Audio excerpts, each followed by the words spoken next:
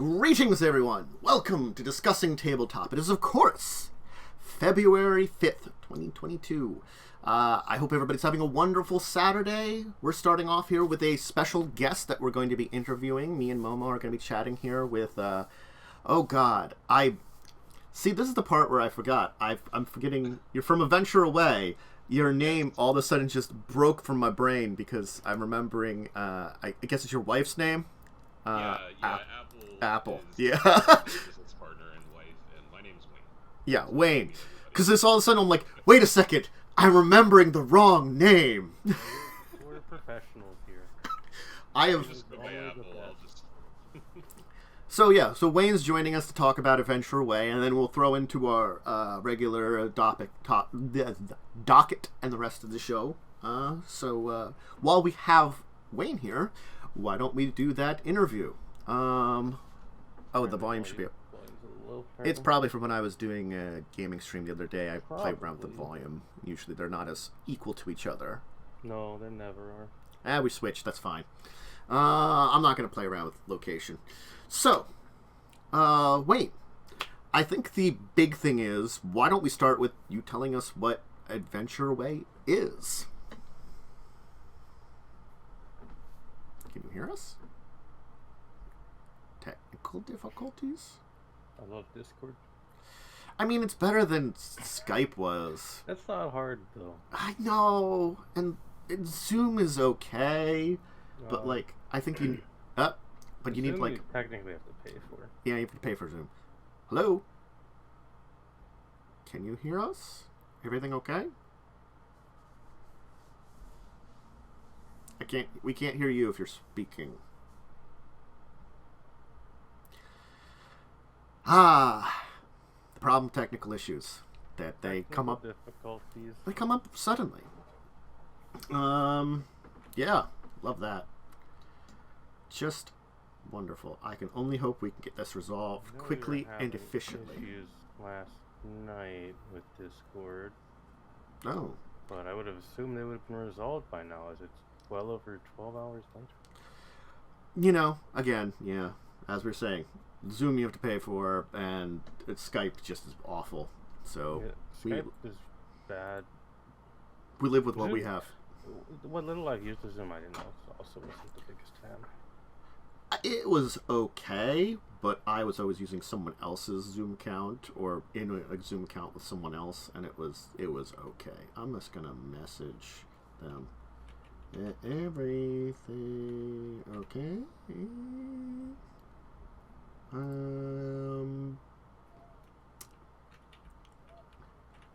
So we'll just see what's going on there on their end, and then play it by ear. Okay, hello? Can't hear you if you're speaking. Hey, I'm back. Okay, there you go. Oh, okay. That was weird. Well, my faith in Windows is coming to a middle, but thank you, Android. You saved the day. Yes, I'll take it. Sometimes that's what works. Okay, cool. We can at least get things back on track here, sort of. Yeah, forgive me. Oh, no. Honestly, as technical issues go, there have been far worse. And so If you ever watched this show, it is full of those. Technology breaks down all around us. Yeah, and it's not like it's my job or anything. Yeah, it's not like we work around technology. So, why don't we start from the easy stuff, the very beginning stuff? Why don't you tell us what Adventure Away is? Certainly. We are a small business in Frederick, Maryland, that does tabletop gaming retreats. It's a D&D B&B, Dungeons and Dragons bed and breakfast. We've been in business since 2018. We're in our 4th year, and we operate out of 2 properties in Central Maryland. We have we work with a farm mansion and then also a suburban castle called Redwall Castle. We invite people to come and stay with us for 2 nights overnight stay. You check in on Friday night and then check out on Sunday morning. We provide all meals, so there's a continental breakfast in the mornings, and then catered lunches and dinners. And we provide a house dungeon master to run a game of 5th edition D&D. And it totals up to about 10 hours between like a short session 0 on Friday night when you check in, and then 2 big blocks of play on Saturday. We've been growing since we started. We originally were getting about a game in every other month when we began in 2018. We doubled that going into 2019. And then the pandemic hit, so our business, took a bit of a chill, but then came back strong, and in such a way that we actually had to bring on 2 part-time dungeon masters to increase the capacity, and now we do at sometimes 3 games a month. So we're just exploding. We attend a couple of different conferences. Our favorite one is PAX Unplugged, and so I think that's where we met you guys. Yeah. And then probably met a number of other folks. We like to get our face out there so people can get to know me and Apple. We're the mom and pop that drives this operation. We came up with the idea as a result of taking vacations ourselves. So we like to go down to Virginia and stay overnight a couple places, do some like wine tastings and tours. But we were always bringing Magic the Gathering cards, like the Wii U, and board games here and there, and just gaming through the weekends. And we thought, well, hey, I think people in our age bracket that are now the old nerds, the millennials, and the folks that got into things in the 80s and the 70s, we're parents and professionals and have busy lives, and I think in that way a lot of dungeon masters and players have had to accommodate their schedules to keep a game in their life, and they're thinking like, how do I get just a nice big pack of D&D under my belt because I haven't played in a while. And this condensed intensive weekend is a great way to bring your group out, maybe give your DM a break for a moment, or just come out with yourself and a significant other, just book a room. We do double occupancy, and then you'll join 4 more players, or bring somebody who's maybe never played before. This is a great way to get introduced to the hobby. We take a lot of first-time players.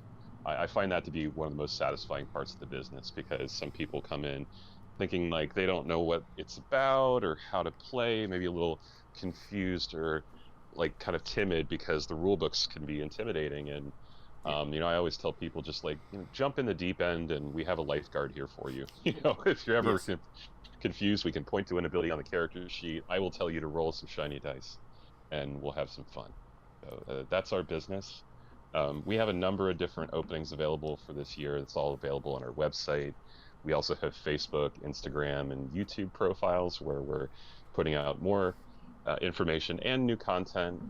Apple is starting a new How to Play series for board games. I'm going to be beginning a Twitch stream soon where I will begin with playing through Mega Man X. And then I'm going to continue on into some other titles at request, and most likely The Legend of Zelda: Link to the Past, and then some analysis breakdown stuff for character creation and looking at characters in movies and thinking about it from a D&D perspective. So we have a lot going on and a lot coming this year and the next couple of years, hopefully. It sounds like you're doing a lot to expand on that idea you kind of came up with. How difficult was it to set everything up once you had your kind of idea? It was difficult, and it was constantly difficult. I think that there's certain walls that hit you that you feel like you can't get past, but you can if you just work and research and keep doing things. But if you're going to become a business, there's some boilerplate stuff to that. You register as a corporation of some kind. An LLC is the right size for us and for many people that are starting this way. And finding properties to work with, negotiating rates, looking at local regulations, and then marketing. Just getting your brand out there, printing out materials so that you can, give somebody a card or a pamphlet that explains what you do. And then even from the beginning, we booked AwesomeCon. That was our first convention when we were just an idea.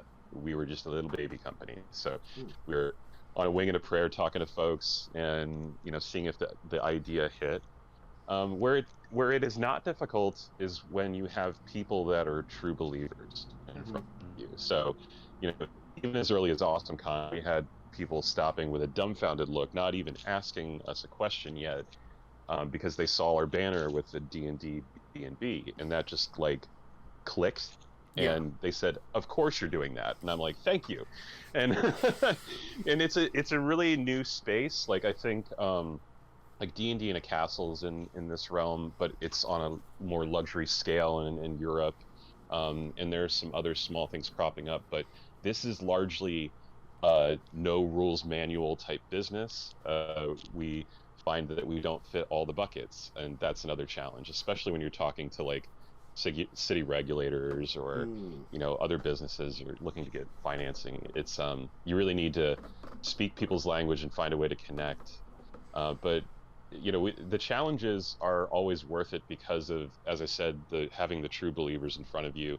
When guests are over for our weekends, we get to see how much fun they get to have and how they walk away with a renewed sense of joy for the game. Even newcomers that are like, "I'm going to buy the books when I get home," and getting some photos of people like cheering when it's in the witching hour on Saturday night and the big bad's falling. I'll never forget those moments, and the more I can get those moments, the more I'm going to surpass the challenges to get there. Cool. Do you think that there's like what's the like upward expansion of this? Because this is like it's a very interesting concept, but you are definitely I'd almost say like a local to an area. Did you ever think of like, if the business would be very successful getting like new locations, whether or not that's in the Maryland area or somewhere else, things like that? Absolutely. I think even from the outset, we've lived in Austin, Texas. Apple's lived in England and Japan, and I have traveled much less than her, but some. And so we do know of all these places in the country that are very cool, and we have friends in certain areas. And I think what we do is we iterate on our business in a lean way. So we start out with something that works, and we just grow a little bit more. And what we're mostly focused on is still local to the DC metro area, and scaling up from being what's essentially like a pop-up with partners so that we have locations that are reliable, to us owning an entire property which is available for 24/7, 365 days of the year. As it is now, we have those property partners and they're able to do things with it on their own time, but we have to mix our schedules, and that has its challenges. And we're hitting a ceiling because we just have so many games that we're at this cost point where we are maybe spending the same amount of money as we would to have an entire place monthly mortgage. So that's our next breakthrough, and when we do that, that's going to open up a lot more week opportunities, like during the weekday opportunities, drop-in games, like Magic card nights, just Eurogame board game nights, or even special events like weddings, bachelorette parties. We already do bachelorette parties, but we could do them on a bigger scale. And ultimately, we would like to make it as immersive as possible. So we still use light and sound now, but the ultimate goal will be to like make it feel like you're just walking through a fantasy world, whether you're like in a tavern, or this room looks like a forest, or this room looks like a dwarven mine. And that's our next iteration, is 100% control of a property and real creative control. It sounds pretty cool. A question about the D&D games, because one I did think about, are you like, because you're doing a lot of games in the course of a year, are you having to work on designing a lot of those games ahead of time? Are you like working off of a playbook you've got? Kind of like what kind of what are you doing that? You did say, I think, what's that? God, my brain is already breaking. That you have a couple part-time D&D DMs that might be working on that kind of stuff. But I'm like, I'm assuming that still you have people that are working on that creative side. What? Well, the pendulum swings on that for us. I think when I started, it was a mix of homebrewed modules and off the shelf. Like the Tales from the Yawning Portal is an excellent source book because the modules are relatively bite-sized for something that could be played in this kind of time frame. I've run Horde of the Dragon Queen and a couple other ones, and I think it's a balance, right? Like generally all of us, we're threefold now, dungeon masters in the company. We all create our own content and then run our own games. So we just do as much to support each other as we can. I think we don't have like dedicated module authors. Yeah. We and we're open to off the shelf, but I think one of the things we did in like the second or third year was to standardize on 5th edition. As to say, like, you know, we can all get like fully well versed in this one system, and well, there might be people that play on 2.5 or 3.5 or even Pathfinder 1 or 2. It's just a lot of mental load to like jump around in systems. But we're also, you know, kind of opening the door on that as well because of all the pop culture role-playing content that is hitting right now, because it's a growing industry outside of just wizard stuff. Yeah. And we're going to be expanding into Powered by the Apocalypse and Cortex Core. Okay. And that opens up options for Avatar: The Last Airbender, which the Kickstarter is completed, and they are set to deliver the hardcore source materials soon. Hardback, not hardcore mode, but and then we'll also be doing either I think Marvel official game, which is on one of those two systems, or I think it's either called Masks or Capes. That's a superhero system. So we want to do a themed superhero game to kind of tip the hat to Doctor Strange and all the great Marvel content that's coming out right now.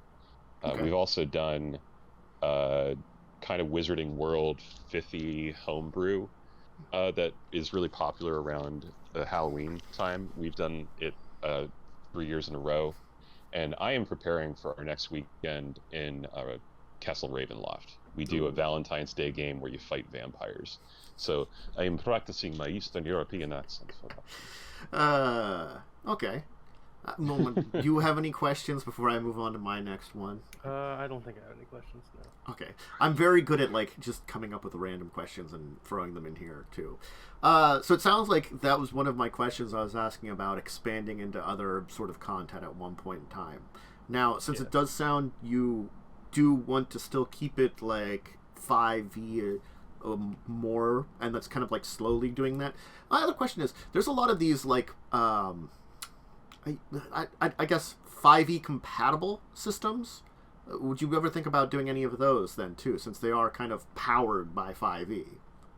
Yeah, in fact, I am a huge From Software and Dark Souls fan, and their forthcoming RPG, which is coming out on Kickstarter right now, is based on 5th edition. They just modified it with a few things, like there's no death saving throws, you dead, that's it.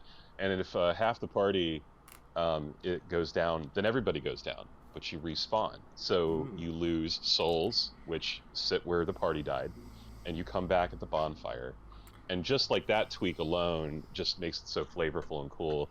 So I am very much open to that. And the beauty of that is I think we always want to keep our ear to the ground and open to customers that have never played or maybe are playing a little bit but haven't since maybe they played in college or something and they take a long break.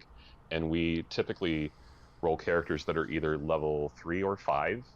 And I find that 3 is this like perfect sweet spot where if you're an experienced player, then you at least get subclass options, which is delightful because you can find something you've never tried, and you have enough hit points to not die on your first, you know, big crit, someone hitting you. And at the same time, like a new player, it's not a lot more than a level 1 to be level 3, and they can kind of leave that in the periphery if they want to and just, you know, learn the basics of walking up and then hitting something very hard with the thing that's in your hand. But yeah, that's kind of the beauty of sticking with spin-offs of 5th edition or core 5th edition, is that you can entertain those of us that are trying to experience something new that we haven't before, and we've been at it for a decade or so, Mm-hmm. or even more, and yet somebody new can come in and just have a good time anyway. Cool. Let's see here. I'm trying to think if I had the thing is, like, you've done a very good job of answering a lot of my little questions, so that's why I'm trying to think of like more developments based on them. That's always a good thing when we're kind of getting a good back and forth here. You said about like themed rooms and stuff.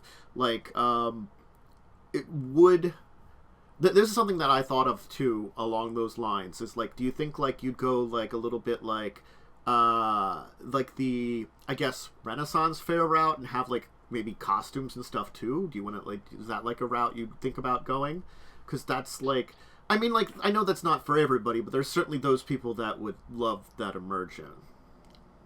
Absolutely. And if you check out our Instagram, like, we have people that love to do it, and we even encourage costumes in our website and how we present ourselves, and when we send out the emails to the players.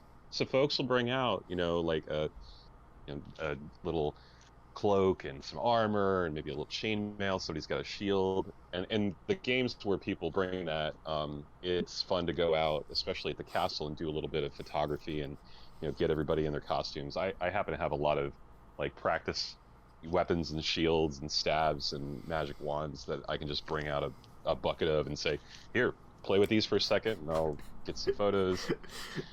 And we're not so far as to LARP, but I find the costumes are great for flavor, and it's not totally threatening. And we've even had some suggestions or questions about going more ARG with it, and like hiding clues in rooms. I had one guest come up to me and they're like, hey, I found this thing in my room, and they showed me, and it was like a miniature. It was like something that you might use in a game, like either a treasure chest or a little box or something.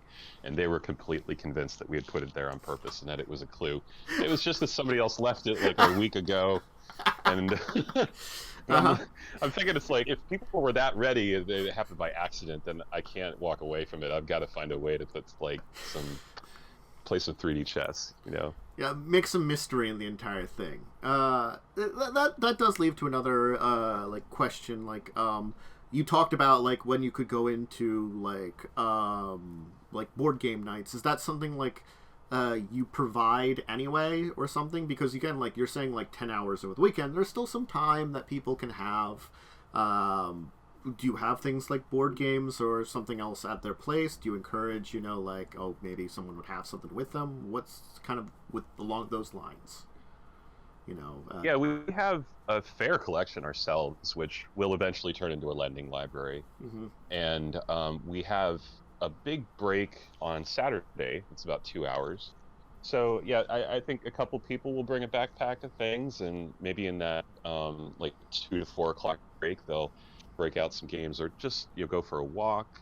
And even so, that on those weekends where we're role playing, there's still some gaps to play and do other activities. But then we've had one weekend where a whole group wanted to come out and only play board games, didn't even need the dungeon master, so they brought all their stuff.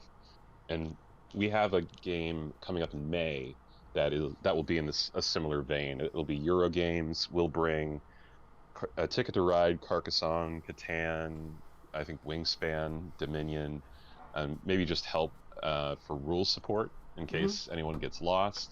And part of what Apple's doing with this how to play content is so that we actually have our own house like video series for how to play board games. So even if we're not standing there, you could even pull up our YouTube as like a support line. So it's part of our periphery. Like, I think that while we're like cutting down the center with Dungeons and Dragons 5th edition, and we offer a lot of that through the year, the board games are definitely like a big part of our space. I think like a lot of us have IKEA Kallax that's full to the brim. I have 2. I just have nice piles around in random places. I probably should get like a piece of furniture or something to put those in at least. But I know the feeling. So that's another thing that I was thinking of too along these lines is that like D&D and it is technically a very product heavy system, and you provide a lot of things for people to use over the weekends. Did you ever think of like doing something like partnering if there's like a local business or something, so you could provide actual product for people that would want to like keep stuff, or purchase things, like their own dice sets, or they like it so much they're like, can I have like a copy of the book right away or something like that? It's an interesting idea, and I think that while we're not looking to become a retail place, it is kind of like a logical conclusion. And I think number one, like when we have the permanent location, then we'll probably have a small shop. And we do already kind of dabble in making our own product that we provide. Everybody that visits with us gets a full polyhedral set, and Apple hand makes dice bags. So you get a custom made dice bag and a new set of dice every time. So you're getting a little bit there. We have pint glasses, we have t-shirts, and the rule books, there's not a lot of margin off of it, and it would be nice if someone could walk out with a copy, but we're not upset if somebody pulls up Amazon and then just orders it and it gets delivered to their house. It's fine. True. I mean, that's the other thing about it is the like there is a lot of that like convenience of Amazon or other online markets too that kind of change things. But I do like the idea of like the t-shirts and the dice and stuff like that. That's nice. That's kind of stuff. And we have our house copies of all the books, so we lend them out for the weekend at least. So if someone doesn't have something like one of the source books, we keep the supplementals that have new class options, especially because that might be part of how they're building their character. And D&D Beyond on the free account doesn't always let you pick everything.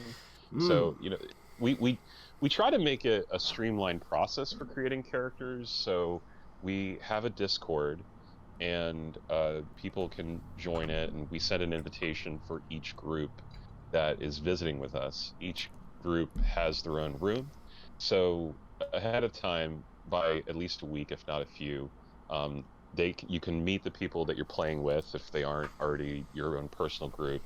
Ask us questions about creating characters. That's where the first timers can really, call a lifeline and say like, where do I start? And, you can decide who will be what class in the party. Like, is anyone being a healer? I was thinking about being a bard, and kind of get things straight. And we go by standard character creation rules with either point buy or standard array at the player's choice. And the advantage of that is that you can do it at home. And hopefully, on Friday night, you come in, everybody's got their character sheet, you're just putting your bags away, getting some food, and then we can sit down and turn on the tavern music and get into the game. But there's no avoiding having to pull the books out the day of and maybe make some tweaks, and there's always at least one character sheet that's like midway through being furiously filled out, and that's totally fine. And that happens a lot. The last minute character when you're just like, come on, we're almost ready to play. Come on, get ready. That's normal, I feel like. And I there's nothing that says that they can't be like forming their character while they're having an ale and listening to the bard in the corner tell a tale about the man that lives in the mountains that slayed a boar, and everybody talks about it and they're not sure if he's real. You can establish these hooks and do a little bit of light role playing, and we're not all really worried about if your ability scores are right yet. And another advantage of that session 0 being like rather casual is, while I will introduce an encounter of some form, and you might go through that and your character sheet's not complete, or you just made a choice before coming that you aren't happy with, I always allow a slate reroll before the morning. So like if you just I picked a subclass option that's not for me, I don't want to be a beastmaster, I'm like, yep, just flip it, that's cool, we'll move on. Yeah, cool. It sounds like it's honestly, it sounds like a really fun time. Like when I first heard about it, it was like It's not only as you said, the banner is catchy. D&D B&B. That is a very catchy thing, and Lightning. I'm sure there are people. Lightning in our chat, in Twitch chat here, is like no one wants to be a Beastmaster.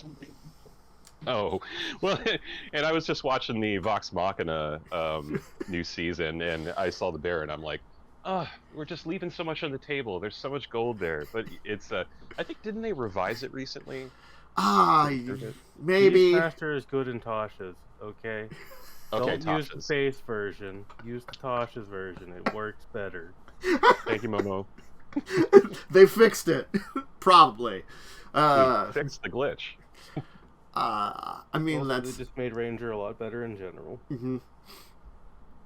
I mean, like, honestly, like, I probably have a lot of other adjacent questions that I could think of, but they probably don't really pertain to, like, that would be like a more interesting, deeper interview of, like, that's not really for this one where we're just talking about your company. That'd be talking more about you as a DM, honestly, which, as much as I like to talk to DMs about DMs, we're here for a reason.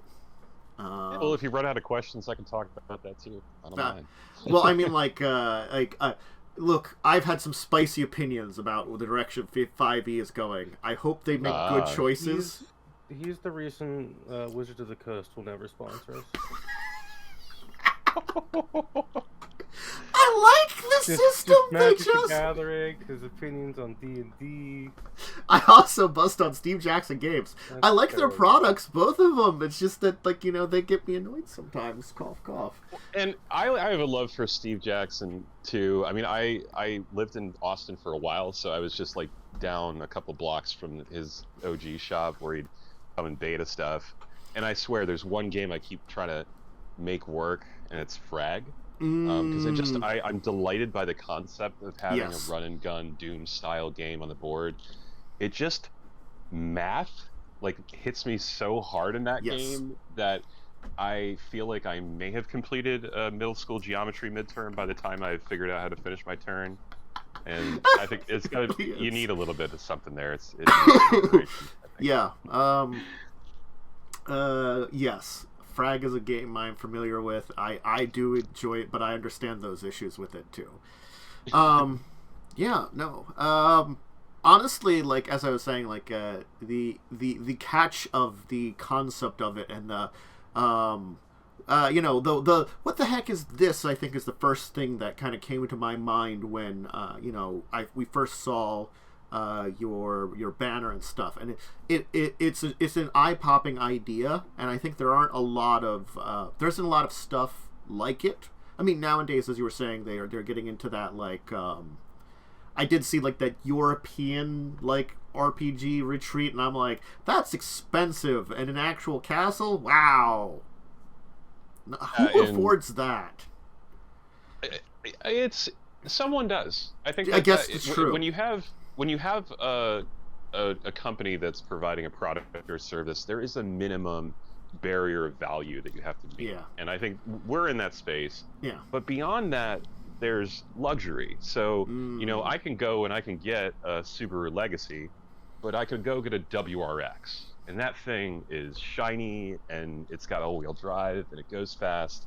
The price tag is 3 times as high. But, you know, I think that's kind of, and that's there for those people. And maybe like you do have the money to spend, and you want to see a dungeon master that has like a popular following on YouTube, and it's like a starstruck moment, and you're like surrounded by you know, like the highest level of service. And our goal will probably be to land somewhere between where we are now and that, but we never want to get away from people that are like us being able to afford us. You know, we don't want to. I think there's a minimum value barrier that has to make it so that we can operate as a company, and we're not here to, you know, scam anyone. We think about every dollar that you spend and every minute that you're with us, and what we, you know, not as obsessively as that to say minute to minute. We're like, oh man, that 45 minutes sucked. But you're just more in a bigger sense. Like, we want you to feel like you got what you put into it. And yeah, it's harder when it's luxury, because you know, how do you how do you tangibly account for like a catered Michelin star lunch? I think from a practical standpoint, like you can always gild the lily with those extras, but we're here to play, and we want to make sure we focus on that important part first. We provide the rest, like so that you have a nice place to stay and you have food and it's yummy. But yeah, like we're not looking to become D&D in a castle. It would be nice, but like we wouldn't want to provide that and not also provide what we do that Mhm. is accessible to more people. I wouldn't want to alienate everybody Oh yeah. that way. Like I would think Team Demon Castle would be awesome, but I just know like I'm nowhere near affording that kind of thing, and that's it's the brain shutdown for that kind of thing. Is like your product, your service you provide is like I see that and I'm like that's something that's really cool. That's something I could do, and I think that's sometimes it's a difference for some of these things that are offered nowadays, but. And I think part of what we try to focus on is that like this is a hobby that has a relatively high barrier of entry, and I hope that socially we are getting better so that it's not people barriers. Mhm. Like gatekeeping is hard and rough, and we don't want it, and we want to be accepting of other people's lifestyles and experience levels and interests. Um, but then there's also buying the books, and there's starting a local Discord for people in your area to try to join your game or calling up your friends. Like the barrier of entry to starting a home game of D&D is already high enough. And if you're providing a vacation that is such a big price tag barrier of entry, then they might as well just go and start their own home game. Mhm. And I'd like to just fit in there somewhere. Like I'm never going to be like the way our business exist is because there have been enough home DMs out there, myself included, that have just hustled to make it happen in your neighborhood, your friendly neighborhood DM. That like it's to supplement that, not to replace it. Yes. And if anything, when we have people come and play, I want them going home to their home games with energy. I want someone to decide they want to be a DM or that they're going to start playing for the first time. That's good. That's good, and I like the angle you're kind of taking with that. It sounds like, I mean, it's like it's fostering the game, and doing it in a interesting way, and also doing it in a way that is a relaxed atmosphere. It's a vacation atmosphere. Maybe it's a weekend getaway. That you're encountering the game and experiencing it and having a good time. So I think I thought of one last question I was thinking of. You talked about like breakfast catered, lunch catered, dinner. Do you ever think like if when you get your own place, if you go like themed meals to like that kind of fantasy life? Yeah, yeah. Because part of what we do is partnering a lot Yeah. at our scale as a pop-up, and so we work with the restaurants that are around us, and it has been rewarding to like throw business to the neighborhood shop that's trying to stay open. Mm. Delivering pizza and making Chinese food. Yeah. But we have always thought it would be rad when we get to level 2 or level 3 of the business to have the commercial kitchen on premises, like a standard bed and breakfast, and then tailor our meals. So, I've got the feast cookbook from the Mm. Dungeons and Dragons line that has all of the recipes from Forgotten Realms, and I am just like an avid YouTube home cooking addict. Like I'm watching Benjamin with Babish and Josh Weitzman, and while I'm not like a pro head chef, like I have my fingers into that, and I like am very interested in creating some like relatively scalable small meals or full dinner meals that could make you feel like you're playing D&D. And I think the thing I paid attention to the most in the last 2 years, especially with the pandemic, is that there's ghost kitchens that are becoming available because restaurants like Ruby Tuesdays have had like a downturn in their walk-in business and the takeaway, and they've just decided to operate at this higher level, sort of open sourcing. So brands like Mr. Beast can have a burger delivered to you in your neighborhood, and it's the Mr. Beast burger, but it's coming out of the back of TGI Fridays somewhere. So maybe somewhere in the middle of having our own kitchen, and here is maybe looking into ghost kitchens a little bit, seeing if there is like a local business that can kind of brand up what we want to do, and we can choose from a more rustic list of ingredients, like maybe a slow cooked stew, or some local artisan bread, just in things that you would maybe get in a restaurant, but we've assembled it in a themed way. Yeah. So yeah, like that is 100% something that we keep thinking, is it time now? Is it time now? Like, yeah, I can't wait till we can put lembas bread on the table. That'd be just amazing. Sounds cool. I know I've probably like answered all the questions you might have had, Momo. Is there anything you can think of that I didn't answer? No, I think you've covered pretty much everything. I do the like when Joe was around a lot more, and when he was a lot of interviews, I do the same thing. I take all the. I'm very good at just like snapping off the questions, but no, yeah. Thank you for joining us. Honestly, I think that's probably a good place. Don't want to keep up too much of your time, and I think I've hit up all the questions I can think of. Is there anything else you'd want to say before we let you go into the ether and switch over to the rest of our kind of show as we have it scheduled? No, thanks for having me. It's been a delight, and thanks for giving us the space to talk about Adventure Away. Oh, yeah. Again, we're a business in Frederick, Maryland, and we are a D&D bed and breakfast. We have a website, adventureawaymd.com. We also have Facebook and Instagram and TikTok even. We do a lot of things.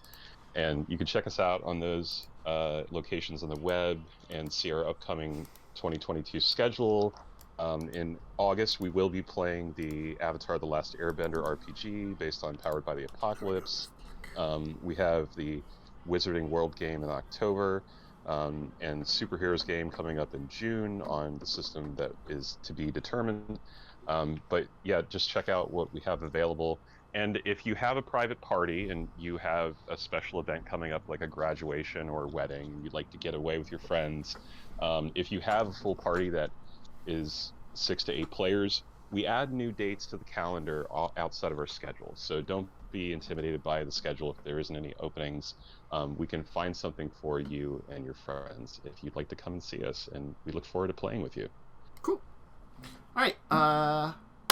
Thank you very much for joining us. I'm going to kind of throw up our overlay, take a quick couple-minute break here while we switch over to just me and Momo doing our normal chatting here. So I'm just going to do that now. Be back in a moment, folks.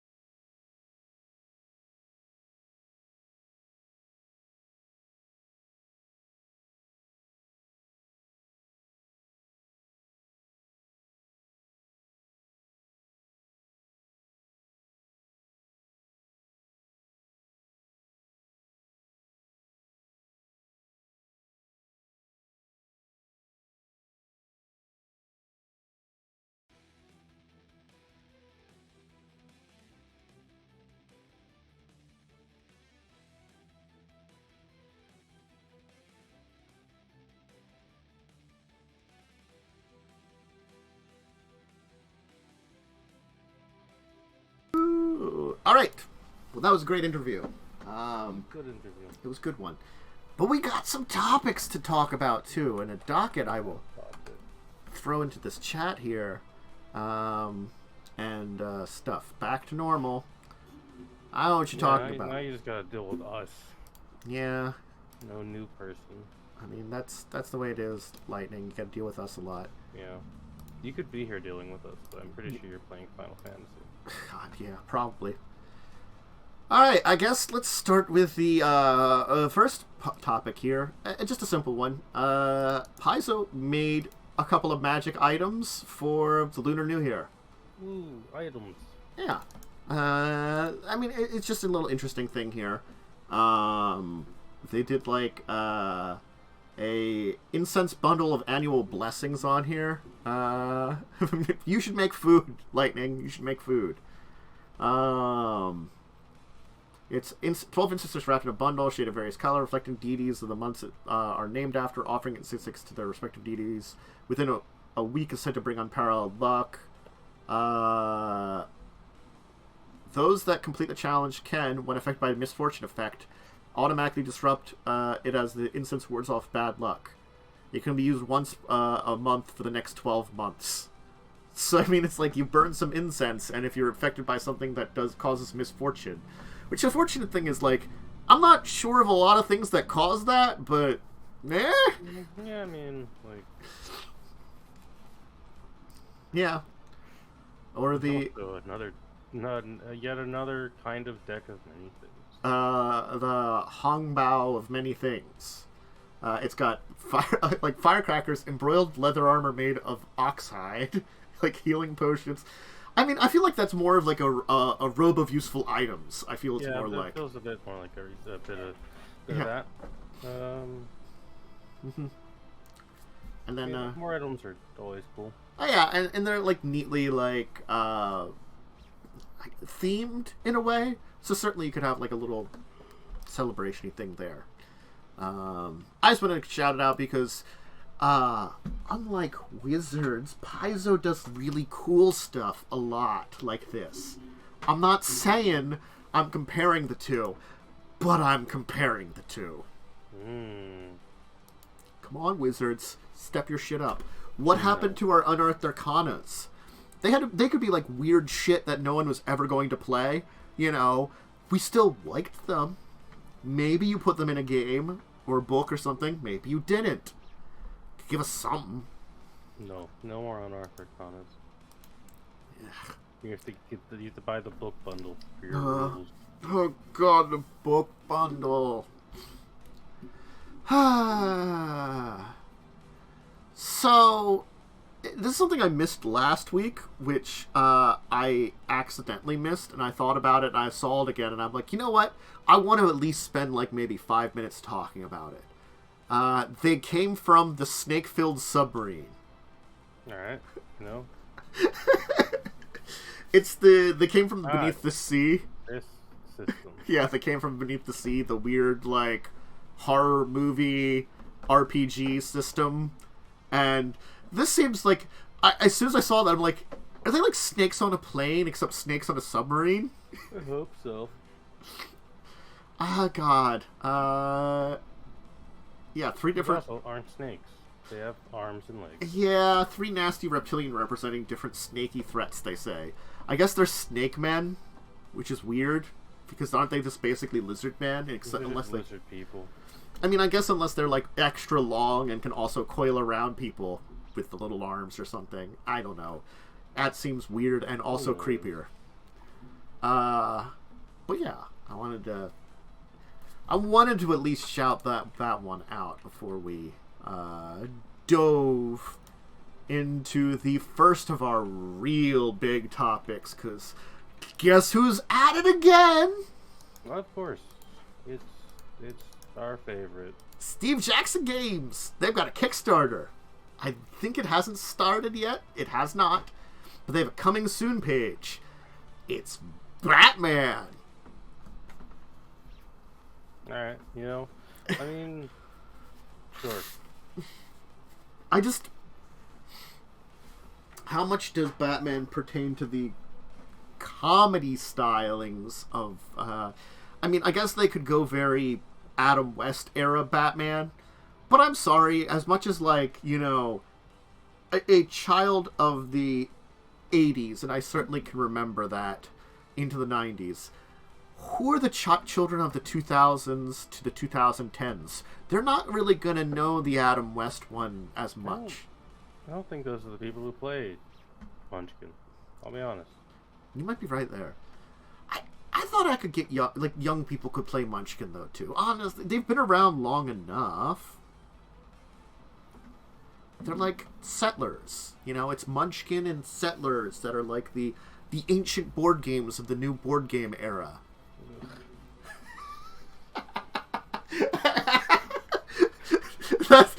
That was perfect for it. That's how I feel. I hate both of those games. I mean, like, I'm fine with Settlers here or there I played occasionally. too much of it. No, I just can't play it anymore. Oh, I can understand that. I understand that. That's why, like, I could play a game like once every like a couple times a year, probably, and be okay.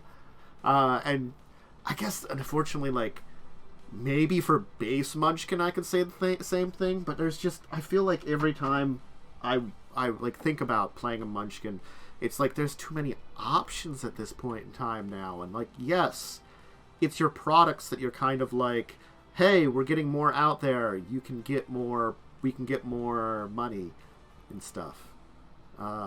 It seems like they're partnering with Cryptozoic, because I know Cryptozoic has the DC licenses because they do like the pop figures for DC stuff a lot of times. So that makes sense that they're, partnering with a company that actually has the licenses. Cough, cough. I guess that's a way that some of these companies can get other licenses and not have to actually negotiate to get a license. They partner with a company that has a license for making this kind of thing, and then they're just like, well, we partnered with you. Our names are both on it. We can make it. Yeah, like, it's, I guess, interesting that they're doing something, real this time, I guess. Yeah, certainly. Of a lot of their choices they make, at least Batman isn't the worst. And it has options, because I mean, like, honestly, there's a lot of stupid Batman villains. And easily you could come up with like a lot of like monsters that are just stupid Batman villains. Calendar Man. I mean, like, just gonna say Calendar Man. Batman's been around a long time. Yeah. There's a lot of villains. And material. There's cool villains, but then there's just like, I can't. Mr. Freeze, he's dumb. Yeah.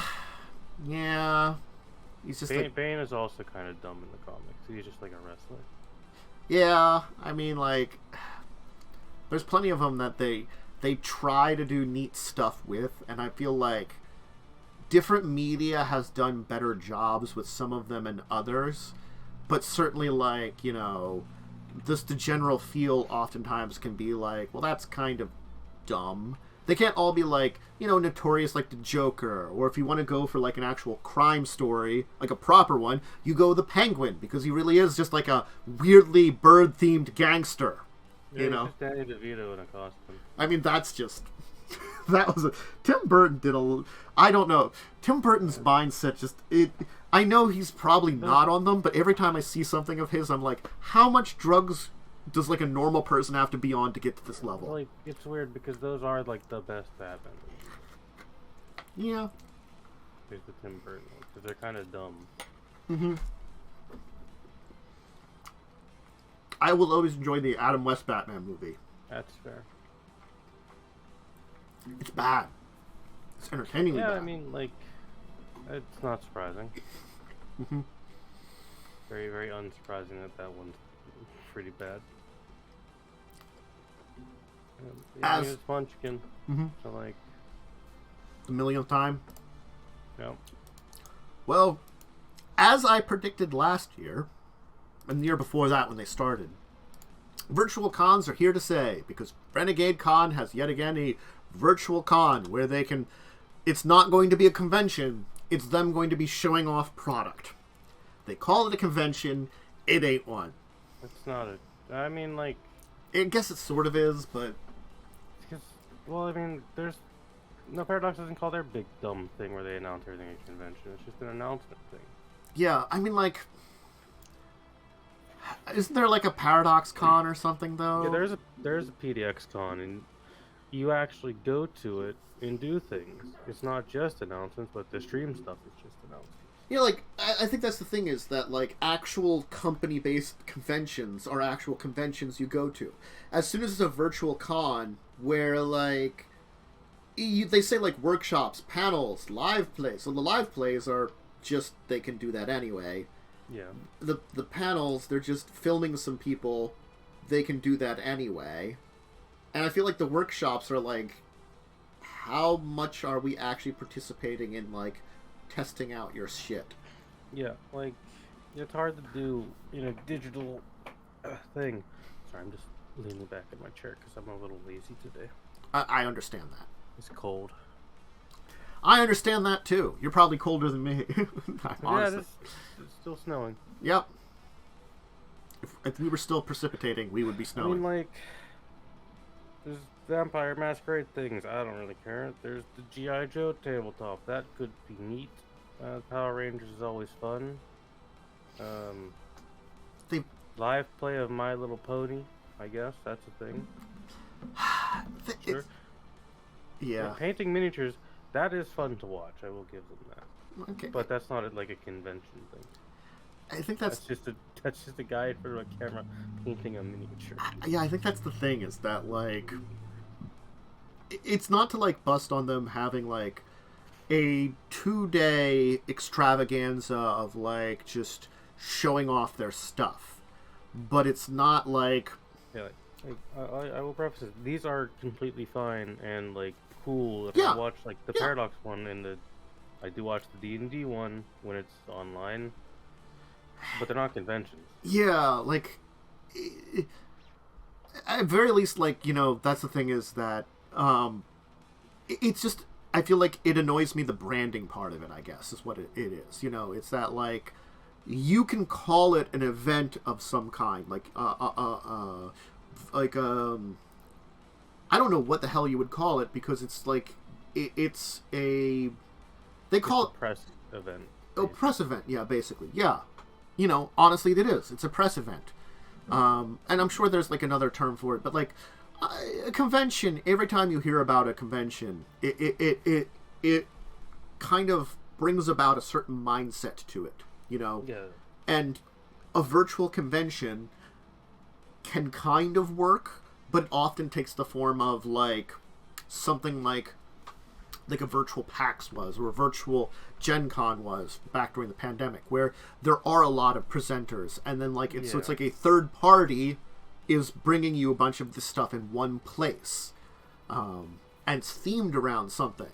You know, like, I would expect, like, an example of a small convention I went to many, many years ago is I went to a Godzilla convention once, just because I'm a big fan of, you know, Godzilla, and, you know, it was an excuse during my teens to travel a little bit for a day, and it was cool. And the thing is, like, a virtual form of that would probably have, you know, like, you know, things where they have interviews with people, you know, might have information where, like, you know, or viewing parties or something, you know, probably links to connected shops where you can buy stuff, you know, things like that, where, you know, it provides, like, a bunch of different things that are still themed around the same stuff, so it's got choices, you know, and this is just Renegade, we got some stuff, and then a live play, and then, like, I guess like there's how to build a character in Transformers. That's, like, that doesn't feel very conventional to me. And also, like, digital conventions lack the thing that conventions are to me. They lack the social aspect. Yeah. Your digital conventions, I feel like, aren't a terrible thing, but I feel like they work best alongside a real life convention. Yes.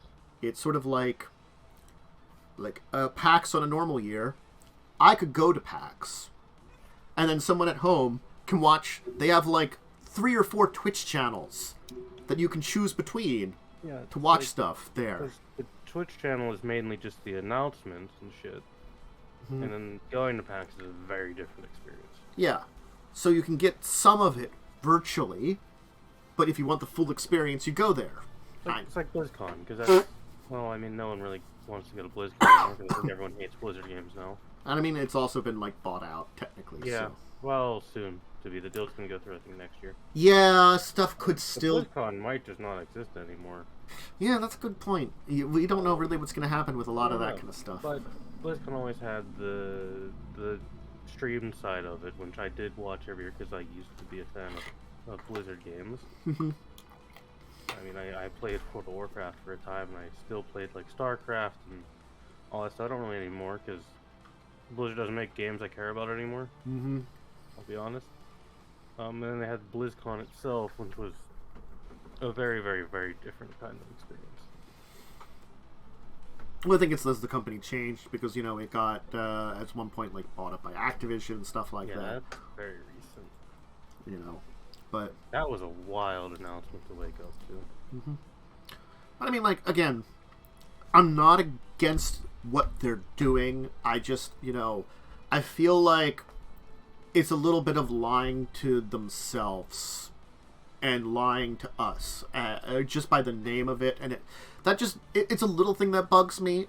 I just want them to be honest that it's just like we're having a big event where we're like, you know, it's not only a press release, it's like, you know, live play of some of our stuff, it's learning about stuff, you know, it's our, you know,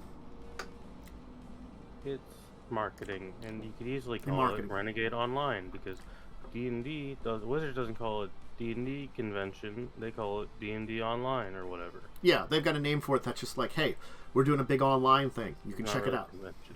No. So, anyway, you know, it's coming out in March, beginning of March. You can learn about their upcoming products.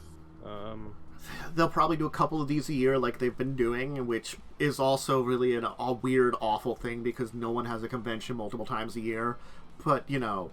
One convention multiple times a year feels a bit much. Which also leads me to call this not a convention if you're doing it multiple times a year. Well, it's like you can have branded different ones. Like, I will give you the example of, like, hey, PAXs. There are different PAXs. Guess what? Go ahead. They're basically the same thing, but they're in different places, so different people go to them. Well, I was saying also they do tend to feel different. Yeah. Like, they're doing the same kind of thing, but, like, my experience... South, East, Unplugged, at very least, they feel very different. You know, they're very different things, but they're kind of doing the same thing. Showing off video games and tabletop and doing nerd shit. Yeah. Which is fine. South East is usually really cold. Because it's in the winter. I mean, this time it's going to be like... This time it's at least going to be in the spring. It's like April or something. Yeah, that one's good. Because Northeast is cold. Yes.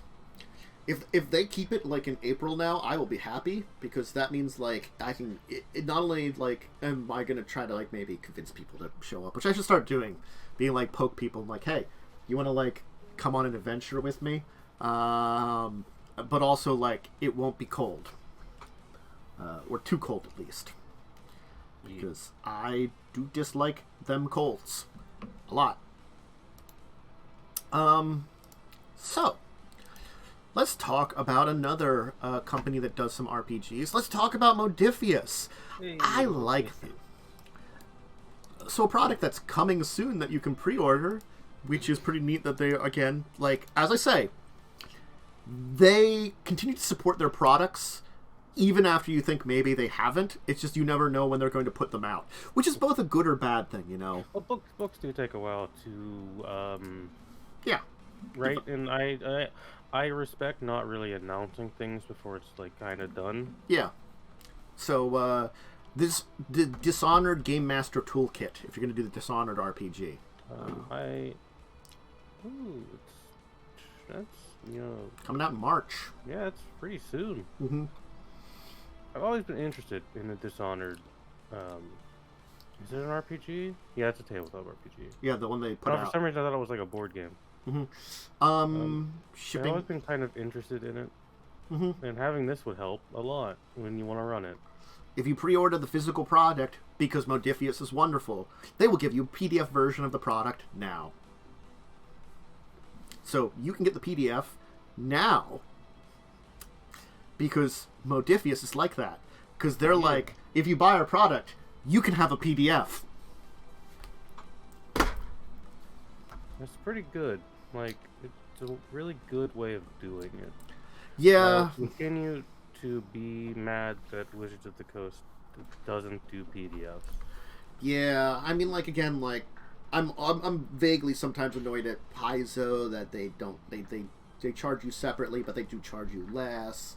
I feel like Modiphius does it best, but it's sort of like Modiphius does it best, Wizards does it worse, Paizo's in the middle, you know? Yeah, Paizo's in the middle.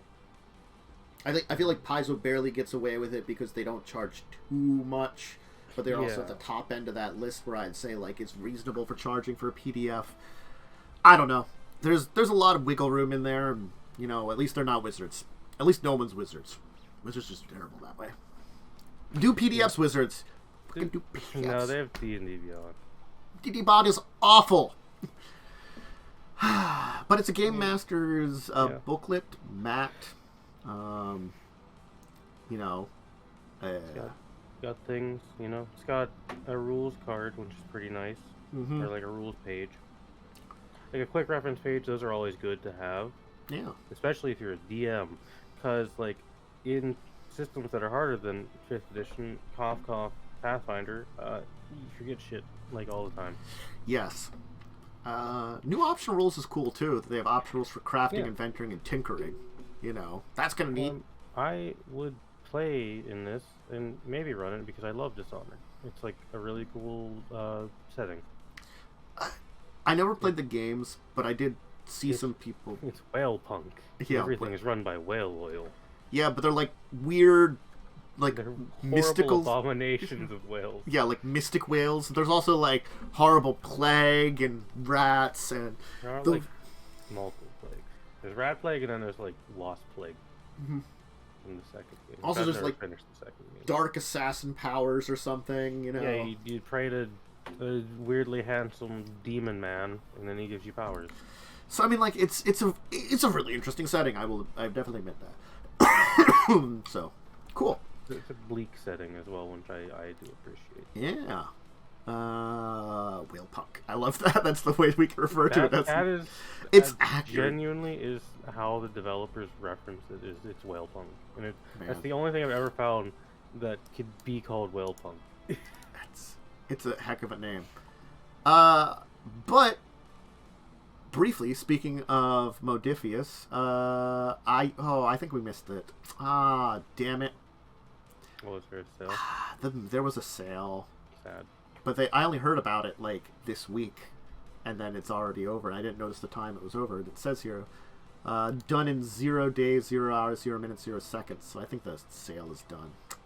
Balls. Well, there was a sale. Yeah.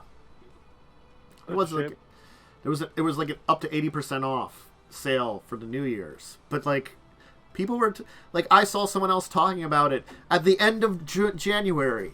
Which don't you want to talk about this at the beginning of January? I kind of want to talk about this more, but I'm confused sometimes by like these announcements that some people give.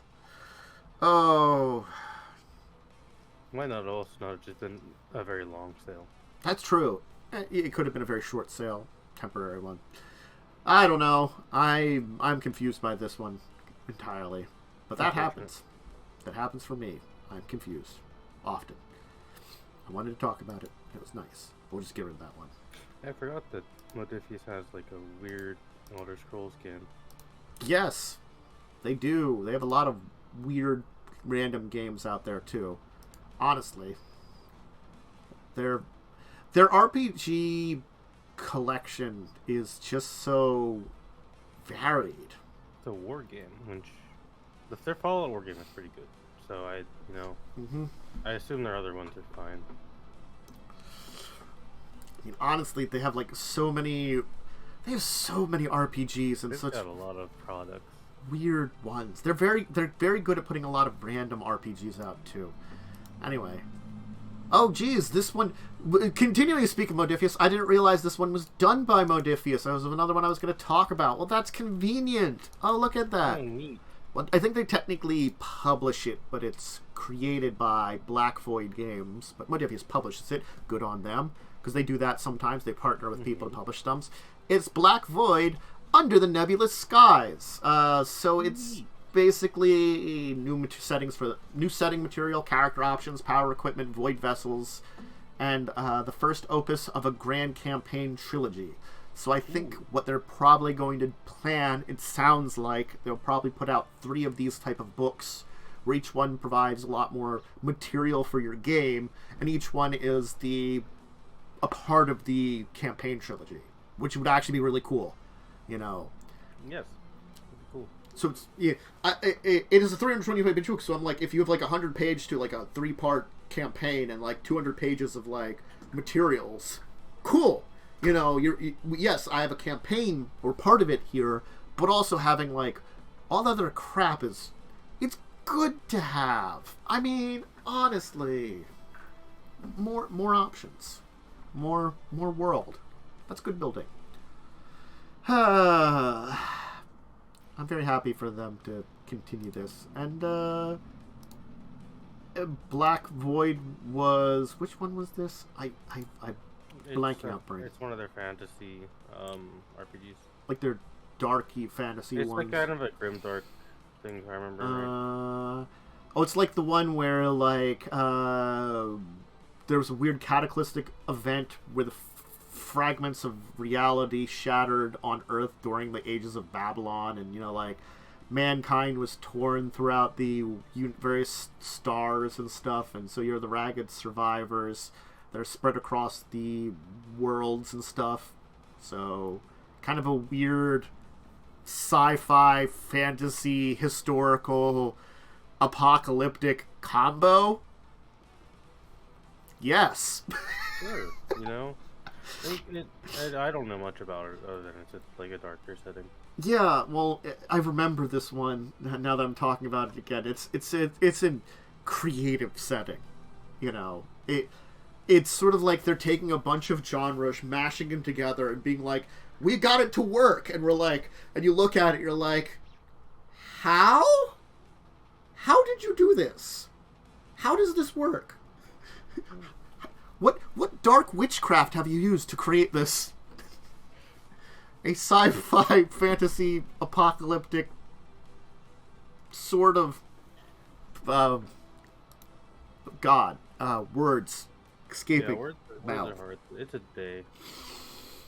I'm gonna move on to the last normal topic. The Lord of the Rings limited card game, or I think it's limited. The LCG. I think LCG is limited card game. Because it's the ones that they're like the semi-collectibles, because it's like, yeah, it's like each thing gives you the set number of cards, but you can you can collect different like packs or expansions to add to it, but you're gonna get the same cards no matter what pack or expansion you get.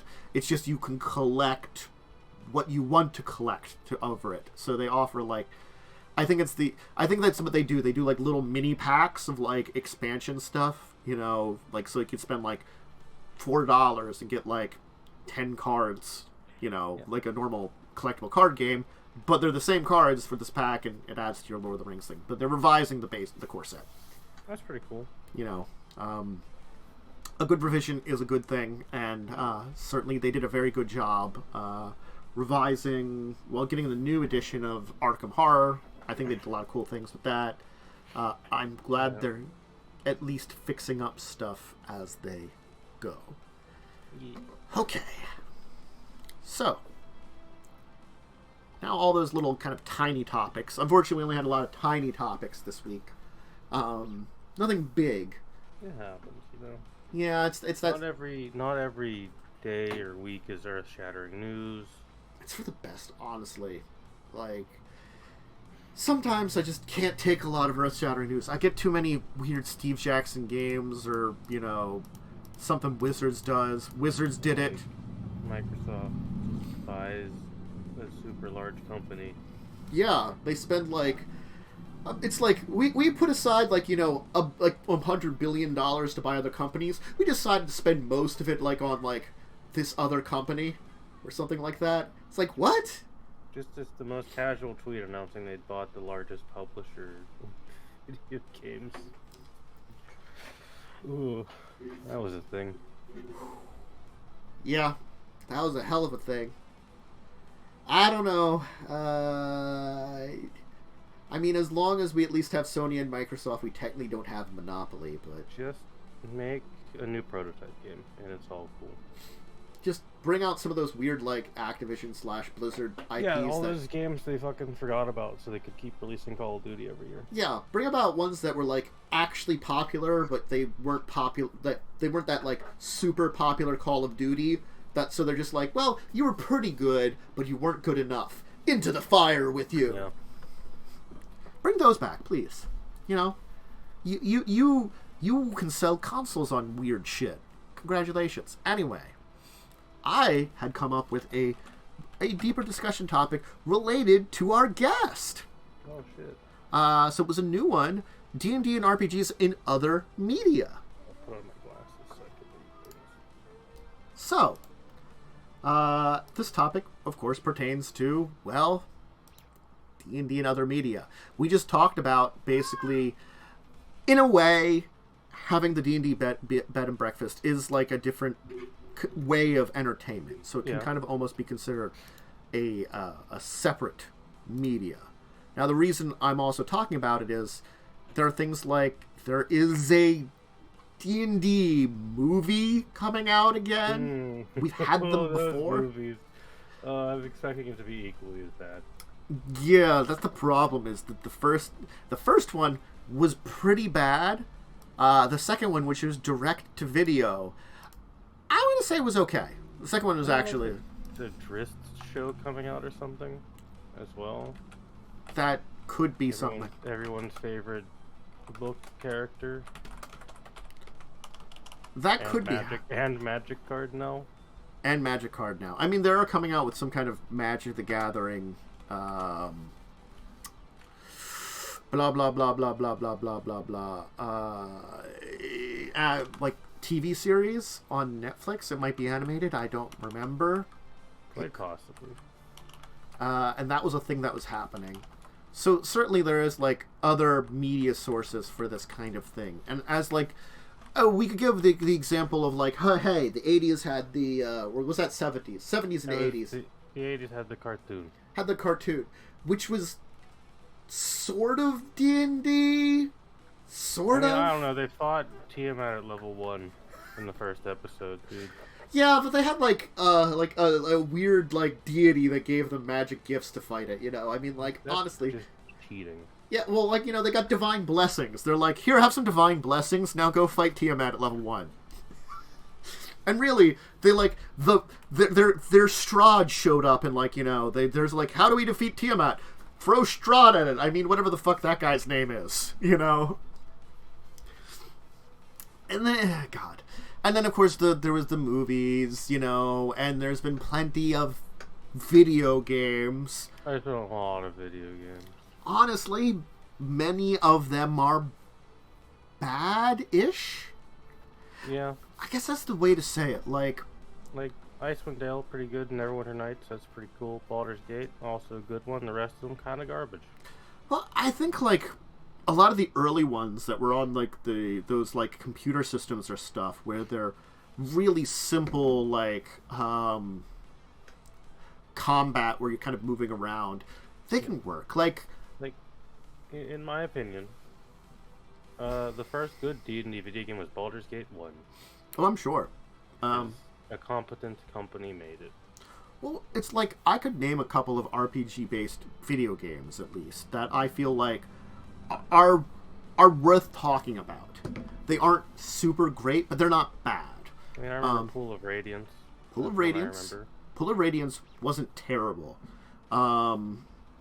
In similar, like something I could shout out would be like Eye of the Beholder. Not terrible. Wasn't too bad. Warriors of the Eternal Sun. That was on Sega Genesis. That was the first D&D video game I had. I got that one along with the Shadowrun one, which, I mean, people argue for the SNES version of Shadowrun. I'm always partial to the Genesis version. So many in this list. Yeah, like a tabletop RPG related games, and like the D&D ones.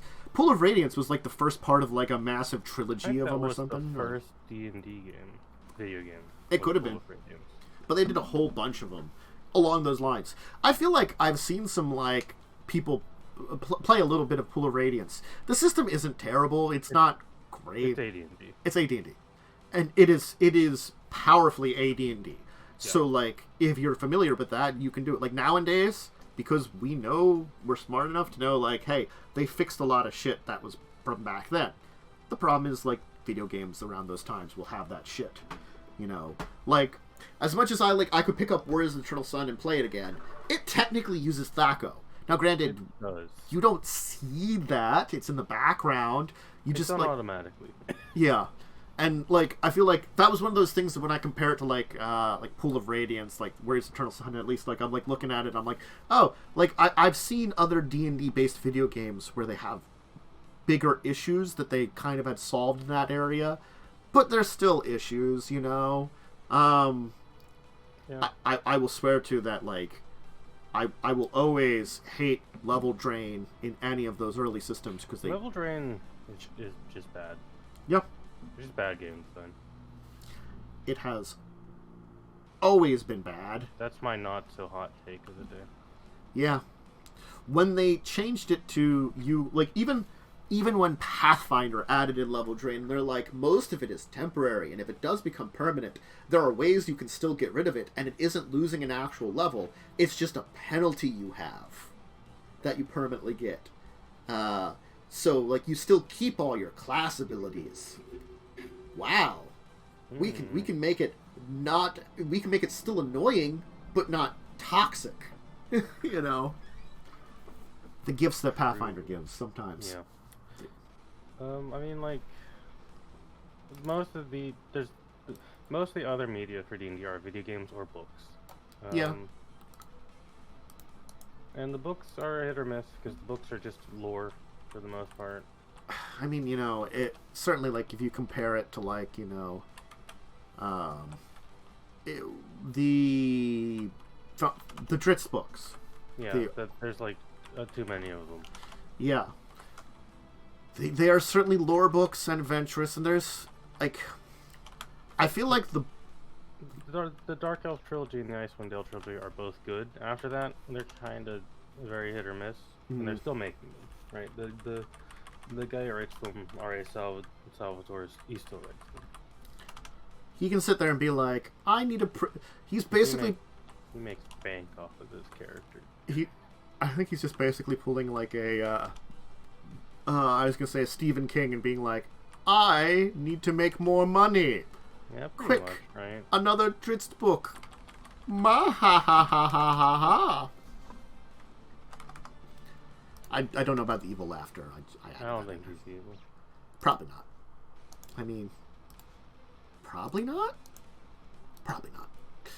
But, nah, I mean, I'm not really against other sources of media or, like, other ways of consuming it. Like, you know, it's interesting worlds. I think novels are the best because, like, you have to think about, like, a setting book for something like D&D or Pathfinder or something. It's got a lot of information in it, and basically telling that in a storytelling kind of way, that's not bad. You know, we're telling a story about this thing we've talked about. Yeah, like, there's a new obvious one that's, I guess, technically Dungeons & Dragons media. Legends of Vox Machina. That's a D&D TV show on Amazon. Although it's Critical Role, it's still D&D. Yep. Apparently it's, like, good. I don't know, I haven't watched it yet. I honestly... I have Amazon Prime, so I technically can't watch it. Honestly, like, I kind of said, nah, you know, to that one, just because, like, I think I've always said it before. I tried to get into actual Critical Role, and it just did not work for me because it was too much. even at the time. Like, I was still, like, only, like, maybe 100 episodes in when I decided, like, I'll try it. That's not far into it. It was still too much. No, there's a lot of episodes. I just... But yeah, that's technically some D&D media. That's some people's first big, I guess, foray into D&D will probably be that show, honestly. Samsung's promoting the hell out of it. Yeah. I don't know.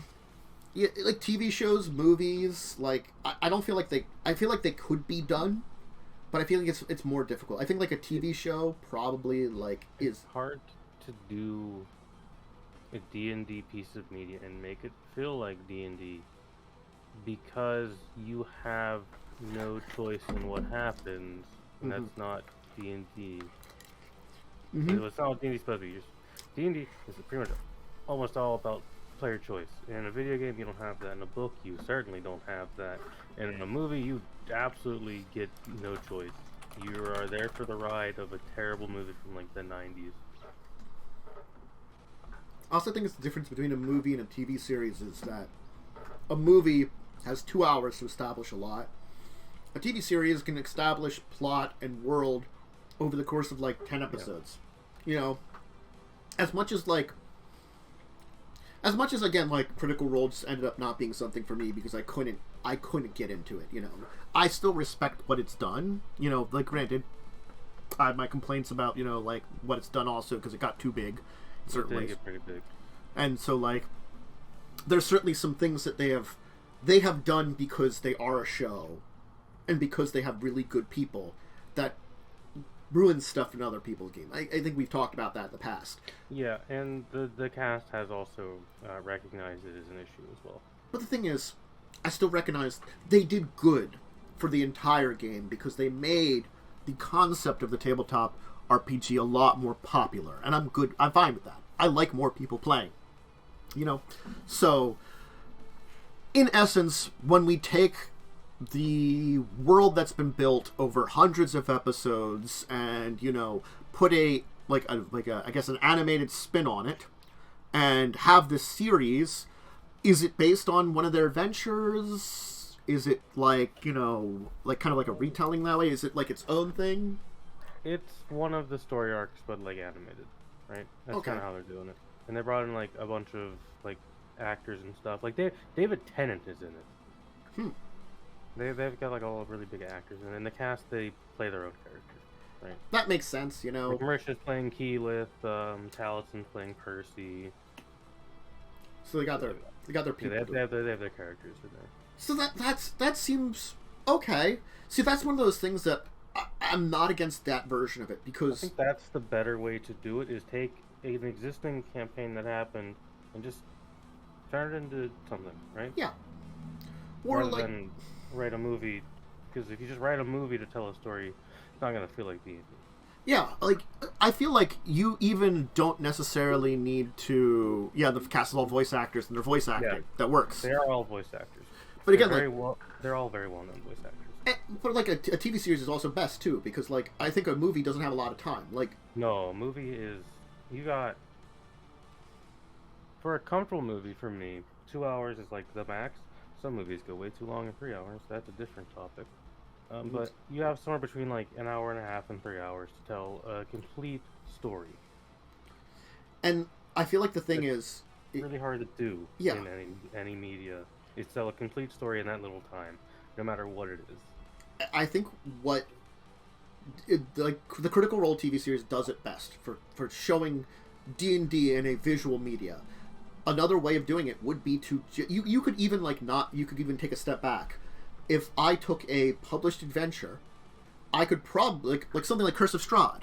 I could probably, if I wanted to look at that and give that to a writer, I could say like, come up with some characters that you think would be really cool. Tell a story using this bit of information. Like you could make a Curse of Strahd TV show. Yeah. Would it be good? I don't know. Curse of Strahd is a very open world sandbox kind of adventure. But I mean, like, but you could certainly do it. It would be a hell of a lot better than whatever the hell the D&D movies were. Yeah, like, I feel like that's the thing is that it's almost as if you have to, for a decent D&D movie, you either have to take an adventure that's there, or have someone make an adventure for you then to write a story based around. Because, like, or like a writer that's doing it has to have that familiarity of how to write a D&D story, you know? Look, if I'm watching a D&D movie and the party hasn't stopped to argue about something stupid for 30 minutes, it's not D&D. Mm-hmm. Yeah. You could probably make a decent Curse of Strahd movie. I guess that's right. If you actually got to, like, the core of what Curse of Strahd is. And Strahd is a perfect movie villain, it's true. Yeah. So, like, something like that where it's, like, a very open world thing where, like, the actual components can be very short. Like, because Curse of Strahd is very open-ended, where the person that's joining you, the locations and other things are kind of random. The thing is, you could choose the ones that are the most concise. And then just have, like, you know, the, maybe, like, we'll call it, like, a 6-act thing. You have the first act, the introduction, the 4 acts of gaining the 3 items in the person, and a final act confronting Strahd. You know, you could probably write a decent, like, maybe 2.5-hour movie that does that, you know? Spend, like, 15 minutes on some of these things, maybe 20 minutes at most, doing these things, maybe a couple scenes in between, and you could really just hammer it out there pretty concise. You could even cut out some of these things, you know, like, oh, you maybe only need, like, 2 items or something, you know, and maybe while getting one of the items, hey, that happens to be where this one person that you were looking for is, or something like that, by coincidence, you know, so you can combine them. I also think that a TV show, if you're doing a D&D media thing, is better. Also, I feel like Strahd would use those. He's that kind of person, I'm pretty sure. He's a product of a different time. He's quite old. He is quite old, and, you know, he kind He's also a massive asshole. He really is. Yeah. But if you're doing, like, a D&D piece of media, I think a TV show or a book is better, because a movie can't really have downtime that much to give your characters development, because think of, like, an action TV show. Think of, like, The Witcher, if you've seen it. There's not a fight every, like, couple of minutes. There's a lot of downtime in talking and getting to know the characters. You can't really do that in a movie. That's true. Strahd is an incel. Old sociopath who occasionally gets horny. That's his personality. He's an incel. Oh, I think that's the thing that, like... It's the original neckbeard. There's media that pertains to... apparently incel's not allowed, apparently. Simp's not allowed either. Can't say simp on Twitch. Wow. I think that's the one thing that, like... When we talk about D&D or other... role-playing game systems and trying to adapt them, a lot of these have very interesting worlds. As much as, like, yes, the Dritz books have built Forgotten Realms, I'd say, when you look up stuff on Forgotten Realms, it's interesting. There's a lot of interesting places, like, there's a lot of, like, cool history. They built a lot on it. I don't know, Galarian and Paizo has a lot of interesting history. A lot of these other worlds that have been developed are really cool and, like, have this basis for other media. And yeah, the books, those have always been very easy ones. Like, Paizo does books, and Galarian, you know, D&D does books. There was books in, like, Shadowrun and stuff, because that's a very interesting world to build on. But, like, the idea of, like, the visual media source, video games have always been that one that people have tried, but it's sort of like... It's very hit or miss with video games, because sometimes you'll get Baldur's Gate 1 and 2, and then sometimes you'll get Dark Alliance 3 that came out, like, 2 years ago or some shit, and was actual garbage. Oh yeah, the Dark Alliance game, yeah. I remember that, yeah, that was bad. We just talked... Dark Alliance 1 and 2 are actually good, but they also don't really feel like D&D because they're a hack and slash game. Yeah. I think that's the thing is, like, you have to figure out, building an actual, like something like the Pathfinder Kingmaker or Wrath of Righteous. It does feel very Pathfinder, you know? And that's styled like Neverwinter Nights. which felt very 3.5 D&D. So I think you can do that kind of game and make a decent game and have big stories. And granted, those are very hard games to do. And you could probably do some lesser versions of games. Something like a, honestly, closer to something like, as we were talking about, a, Pool of Radiance? Or a, Eye of the Beholder? Or something like that. You can come up with those other types of RPG games that they're not the big epic ones that have less. Like, honestly, Eye of the Beholder is just a dungeon crawl. Yeah. That's all it is. And there's like a D&D video game that where you just do the Undermountain or whatever the fuck it's called. Yeah. Which you might not encounter many NPCs or very few of them.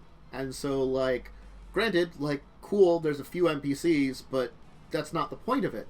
You're not getting that kind of interaction. The exploring part of it can make a good video game. You can do your big epic things like, as I said, Wrath of Righteous, Neverwinter Nights, where you have the big character development moments and, like, you got all these choices for your character about what they say and stuff like that. Yeah, Baldur's Gate 3 does a very good job. I will only play Baldur's Gate 3 when they add Bard. I've own it. I've just been kind of keeping on the down low until you know. I agree that when they're finally officially released and done with it, that's been my idea. When they add Bard, I'll play it because Bard is my favorite class in 5th edition. Honestly, I don't know if I have a favorite class in 5th edition. I've done a bunch of different classes, but the thing is, like, I don't think I'm as much a player in 5th edition to have a favorite, I think is what it is. You know? Sure. I'll Baldur's Gate 3 with you nerds, I guess. Sure, we can. I don't know how many people it does. I don't know how many people it's going to have. Will it be like a Divinity 2 and be like 4-player? Oh. Be Divinity 2 and have to take 1 billion hours to finish? Probably. I mean, yeah, most likely. It's made by the people who made Divinity. I forgot that's who was doing it there for a second. I've never played Divinity, so I don't really know much about it. I like Divinity 2. I would love to finish it one day, but I keep getting into Chapter 2, and our groups keep falling apart. It's one of those games that's, like, constantly on until it's like, I should buy this, and then I don't. I think it's the thing is, you not only does it take time, you have to find a group that has time, and also, well, just that has the time to give the time to do it. So. Oh, good old FromSoft and their Dark Souls. I mean, FromSoft knows how to make a type of game, honestly. Yeah. They can make variations on that, but they know how to make a type of game. They know how to do one thing, and it's put poison swamps in everything. Yes, that's true. God. But, I mean, back to, like, the topic at hand. So, like, yeah, TV series, I would love to see some, like, TV series set in some of these worlds, honestly. Yeah. You know, there's a dozen RPG worlds out there that I think would be great for stories. Hell, you know, that's one of those things, is I've never been a big fan of Eberron. I like parts of their world. I think it would be awesome to have a series of it. It's got magic fucking trains. That would be neat. Eberron is, like, one of the coolest settings that I don't think I will ever run. Yeah. Just because I don't have the most... I'd be a player in it. I don't think I'd ever run it because I don't have the most interest in it. Yeah, I think it's kind of the same for me. I would play in it if someone would DM a game. Yeah. There's a couple other systems that I wouldn't mind playing in. Like, honestly speaking, like something like if someone went to me and saying like, I'm going to bring back a Dark Sun game, I'm like, oh boy. Dark Sun is a weird, kind of terrible world, but it's also an interesting world. I mean, if Wizards releases a campaign book for like Dragonlance, I would be 100% on that shit. I love Dragonlance. Dragonlance is a good one. It's fun for exactly 2 sessions. That's the one with like feral halflings or something? Yeah, that's the one with like halflings are kind of cannibalistic and kind of feral and stuff. Where I had a friend who was playing a Dark Sun campaign, And his joke was he captured a feral halfling and he kept it in a bag. And what he would do is he would shuffle up the bag and throw it at his enemies. So it would just rile up the halfling and throw it out there. Oh. I mean, this is the same guy who, awful. in an evil campaign, had snacks, which were he was a minotaur and would eat people. I mean, Minotaur do that. Yes. But he had a backpack full of people from... He raided an orphanage. Let me put it that way. That's a little bit fucked up. Mm-hmm. So... I guess they're gonna be evil. You might as well be evil, right? Yeah, that's the thing is, like, that's one of those things is, like, it sounds so terrible, but I'm like, that is very evil, though. I mean, like, it's terrible, and, like, it sounds bad. You know, he's eating kids, but, like, also... he's a monster, and like I'm like, yeah, no, you know, I don't know, like that's also just like, you know, if you're mass slaughtering a town, you're probably killing some kids too. Honestly, you know, they just don't mention as much. Each Lalafell, they aren't people. Yeah, they're like specifically like a fourth of a person. How tiny they are. It's like bite-sized snacks. They're like shorter than halflings in D&D. And they're also ruthless capitalists. So I mean, like, they're certainly, I would like to see more of like these worlds and stories and stuff told, and I feel like it's this weird thing that we're sort of seeing it sometimes in media, but just not a lot, and they're really good worlds. Like, there's a popularity to it. Like, yeah, we're seeing like Lord of the Rings stuff. They're doing that stuff based on like the history of Lord of the Rings, where that show has a stupid name. It does have a stupid name, and I will kind of say to this, I'm kind of on the fence about it. Like, I like Lord of the Rings. I'm not like a huge Lord of the Rings nerd, though, and like, you know, telling a story from that world in a different age, I'm fine with that, you know. There's certain things you can't change, but certainly there's still enough giving room in between there that you could have really cool adventures and stuff. So it's sort of like... I mean, like, I am of the opinion that it's either going to be pretty good or pretty bad, and there's not going to be an in-between.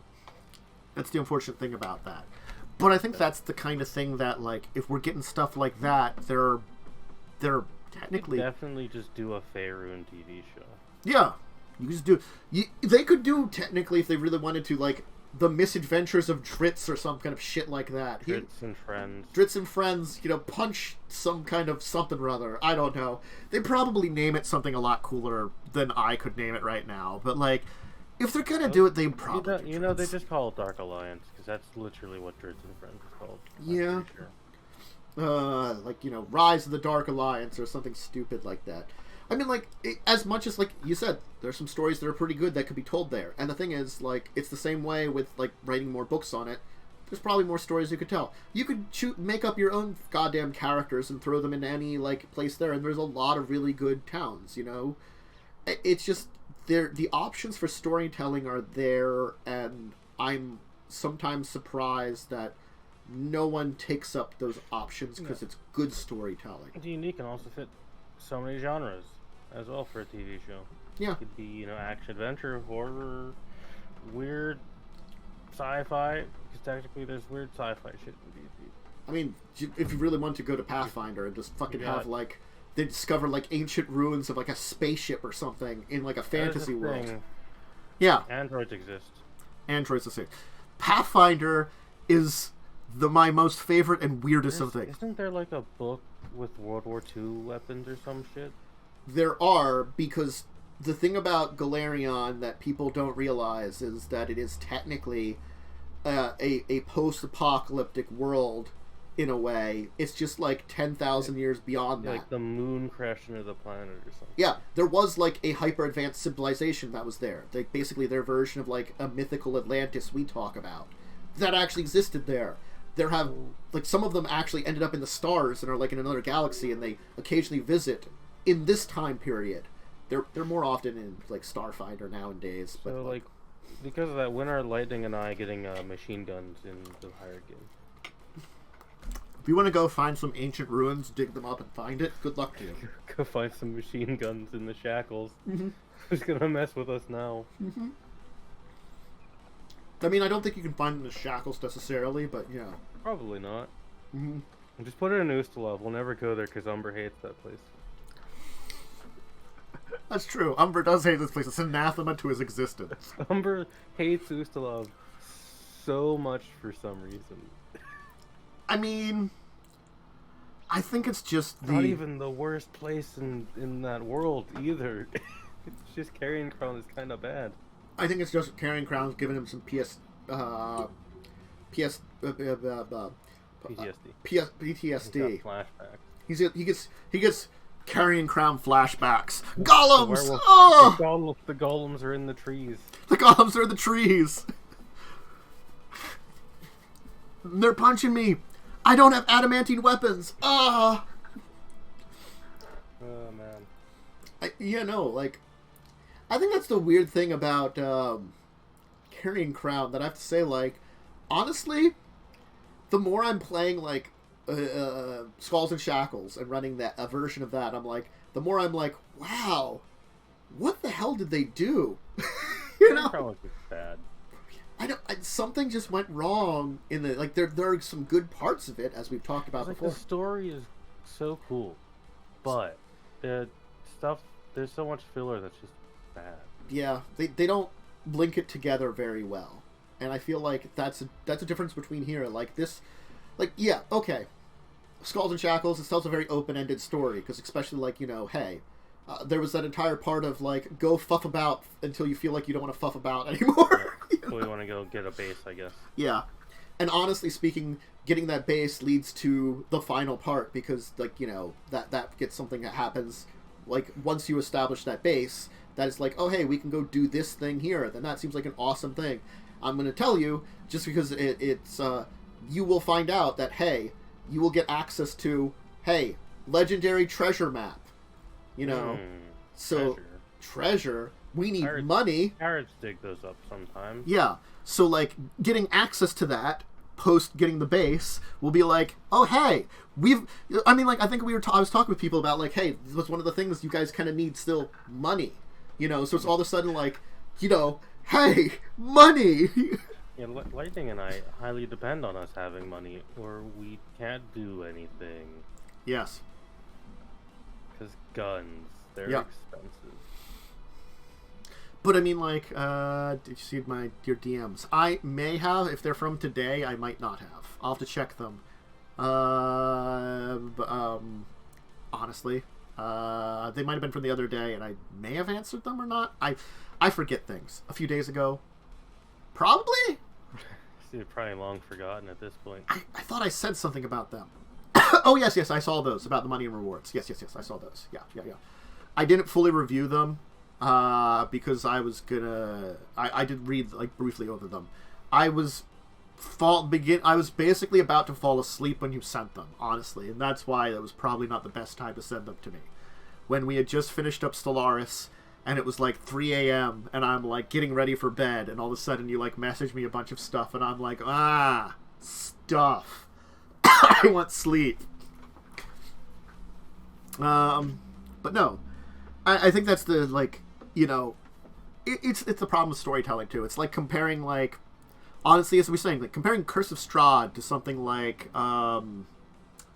the Dragon Queen Saga, or some of the, what's the one that's really the Ice One, isn't that one? Well, Icewind Dale, which is pretty good. Like, comparing all of them, they're very different stories and they're differently good and bad. Like, like the Dragon Queen, it's the first one they did. It's got some issues. It's just there. Curse of the Rhine Maiden, really well done. Probably one of their better ones. Yep. Curse of Strahd, honestly, has some issues, but, like, it tells things in a very interesting manner. The main issue I have with Curse of Strahd is, this is slightly off topic, is mainly its start. The start is kind of, Yeah, the start, I agree on that one. The start's kind of hard to do. I mean, like, there's, like, a standard thing you do, and I feel like everybody does, which is, like, show up, save this girl, deal with a vampire spawn in a chapel or something, meet some hags who eat children, call it a day. Yeah. Maybe have Strahd show up and go, "Wah ha ha ha ha ha ha ha ha ha ha." High Rollers did Curse of Strahd. They did like a completely different opening. It was pretty good. That'd be good. That'd be good. I mean, I didn't mind the opening per se, but I can understand, like, it's not a great opening, you know? I don't know. Yeah. Yeah, it's grim darkness, and you're hitting with a very, very grim dark mood very quickly. Barovia sucks. Yeah. It should be a little bit more subtle, I think, in its ways of, like, the putting in the darkness, you know. And I think that is what it is. It's like, it should be a slow descent into the bleakness, and then perhaps, like, giving some, like, maybe monikers of hope that your players can cling on to, that they can use to be, like, show off hope to the other people that have probably lost it or something. You know, there's some ways they could do it. Yeah. It's a very hopeless world that grinds you down. I think that's, like, all the Pathfinder adventure paths are different and have to be taken individually. Like, I like to compare all the stories, but the thing is, each one's different. Carrying Crown's weak. Like, again, great story. Some of the adventures are good. A bunch of them are terrible. Yeah. Like, 3 of the adventures are pretty good. Harrowstone, really good. The Eldritch one I've heard is good. Yeah. The Vampire one I've heard is good, and I've heard the final is also, like, pretty good. The final one's okay. The final one is just very... It's like a tower you go into. It's high-level Pathfinder, so it is also pretty deadly is the problem. Yeah, high-level Pathfinder is not the most fun, particularly, because it's a lot of insta-death mechanic. Yeah. I mean... But you'll typically have some form of resurrection magic at that point. Yeah. So it's more of a setback that's just mildly annoying. Yeah. I mean, like, there's a place where you can fight a Banshee. Those things do, like, 15d6 each, like, every other round or something. Banshees suck. They're nasty. Or, like, a Necromancer that has Circle of Death. Yeah. But, yeah, so, like, Carrying Crown, again, like the Eldritch one, I like it. I might, again, like, that's when I think about running on its own. Maybe one point in time. Maybe off stream I'll just do that for fun, like run that with people. I would run a game in Ustalar, personally, because I love Ustalar. But I'd, like, just a setting. Yeah, just make it its own story, though, too. Because honestly, like, of all the side stories, the Eldritch one is the most, it could just be on its own. And I feel like a lot of these storylines are better when you don't have that. Like, the pirate one naturally moves from one adventure to the other pretty well. It's like, the first one is like, oh, we're press ganged, then we escape from it. Then we're pirates. Oh, we need a base. Oh, hey, some treasure. Oh, this thing happens. Oh, this thing happens. And kind of like you move on to that, and like, then you get into like, oh, eventually, like, oh, hey, this guy that, we pissed off in the first episode, first adventure, he's back to try to murder us. And, oh, then an army is trying to, like, invade our homeland. Oh, we probably should help, take them out, or something like that, stuff like that. Even, like, that's why I say, like, I like Rise of the Runelords, too, because it's like, yeah, they're random adventures, but it's sort of like, early on, they are connected, and it's sort of more of a, like, well, you're just some people that kind of have became heroes by chance because some bad shit happened in the town you are, and you were like, you know what? Let's help not have this bad shit happen. Yeah. And, so things build that way, I think, and, there are stories that can be not as well connected, but I don't know. There's a lot open for storytelling, and I just hope that we can see...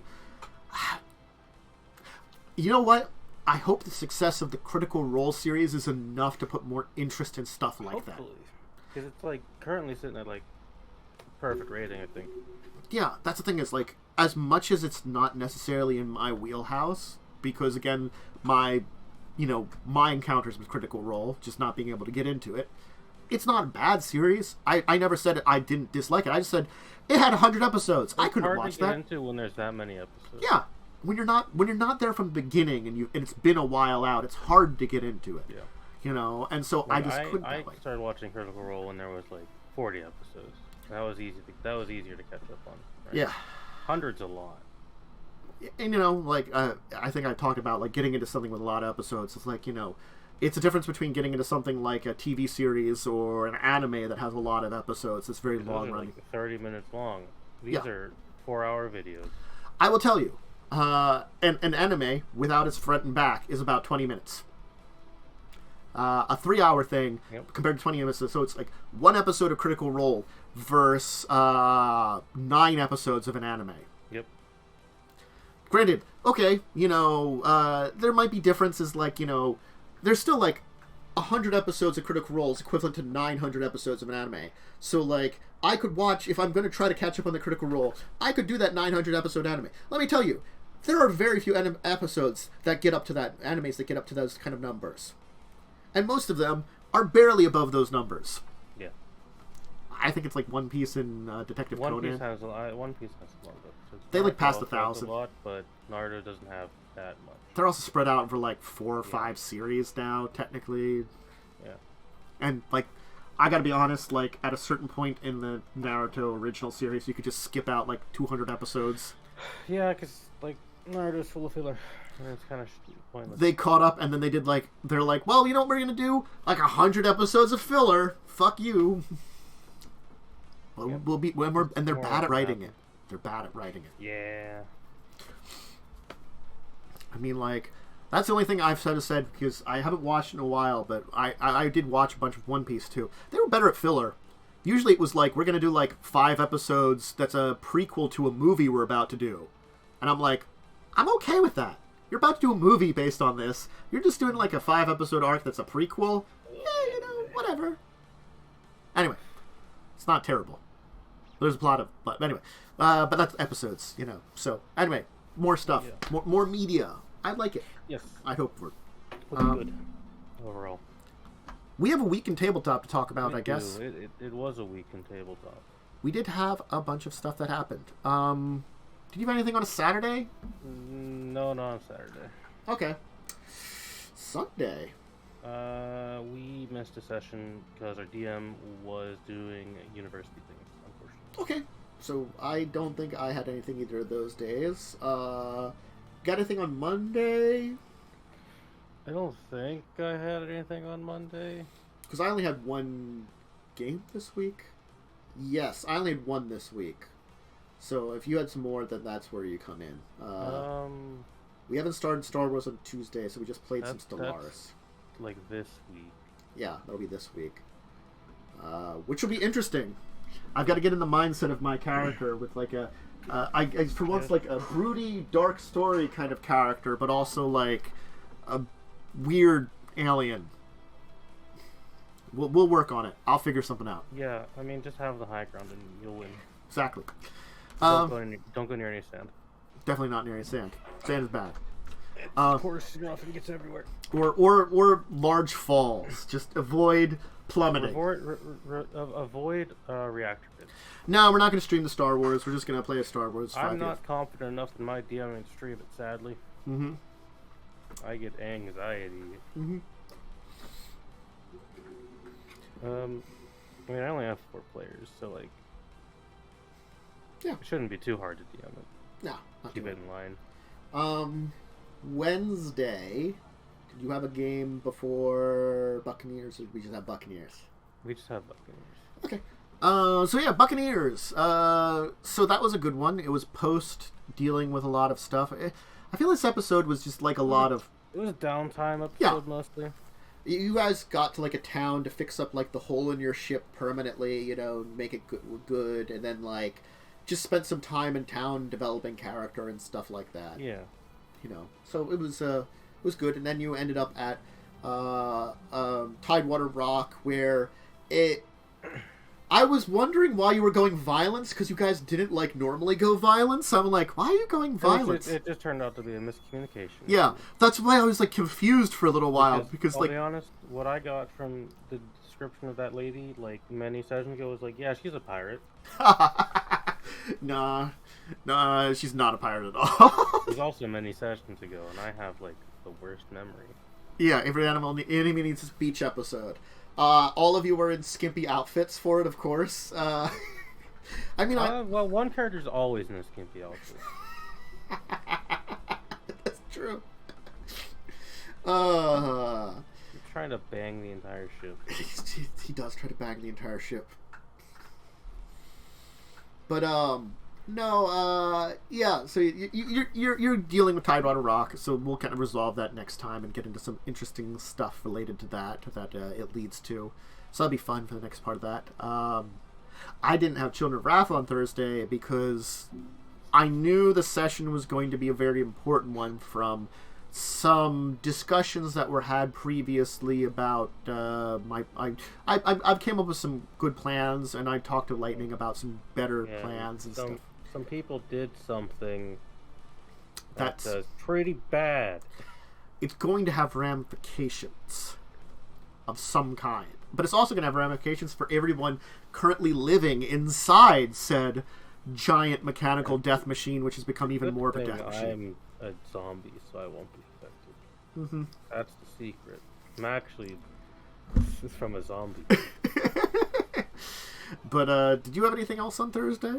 I run a game on Thursdays. The party's in a dungeon. It's basically the Raccoon City police station because it's the closest map I could find. It's something I wanted to do.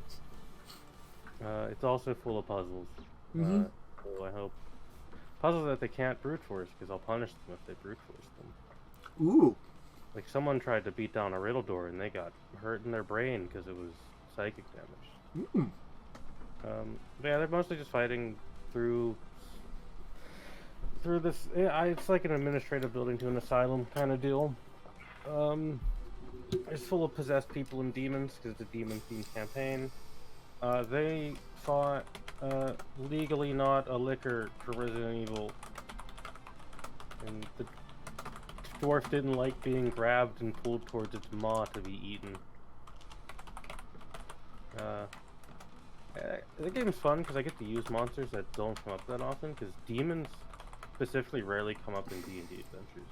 It's usually devils that come up. And demons are much more terrible. God. I was going to make a comment on Yakul because Eric's in Shack.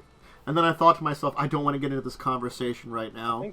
Yeah, this is a conversation I don't want to. I've seen art that would negate this conversation.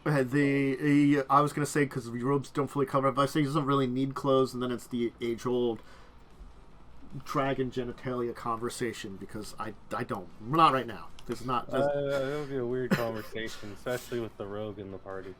I mean, honestly, that's like one of those weird things of like conversations that has. I mean, I can settle this by saying something really cursed. I mean, like, honestly, I just. Cloaca. There you go. Cloaca.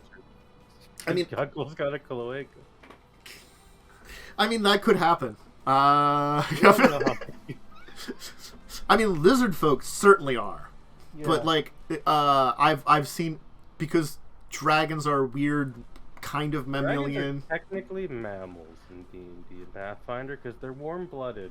Yeah, so that's why I'm also like, that conversation has occurred a couple of times, and I don't think anybody really talks about what it really is, which is for the best, and that's why I say nowadays, it's up to your DM what they have. Yeah, you know what? Until Paizo or Wizards of the Coast releases an anatomically correct depiction of dragons, it's up to your DM.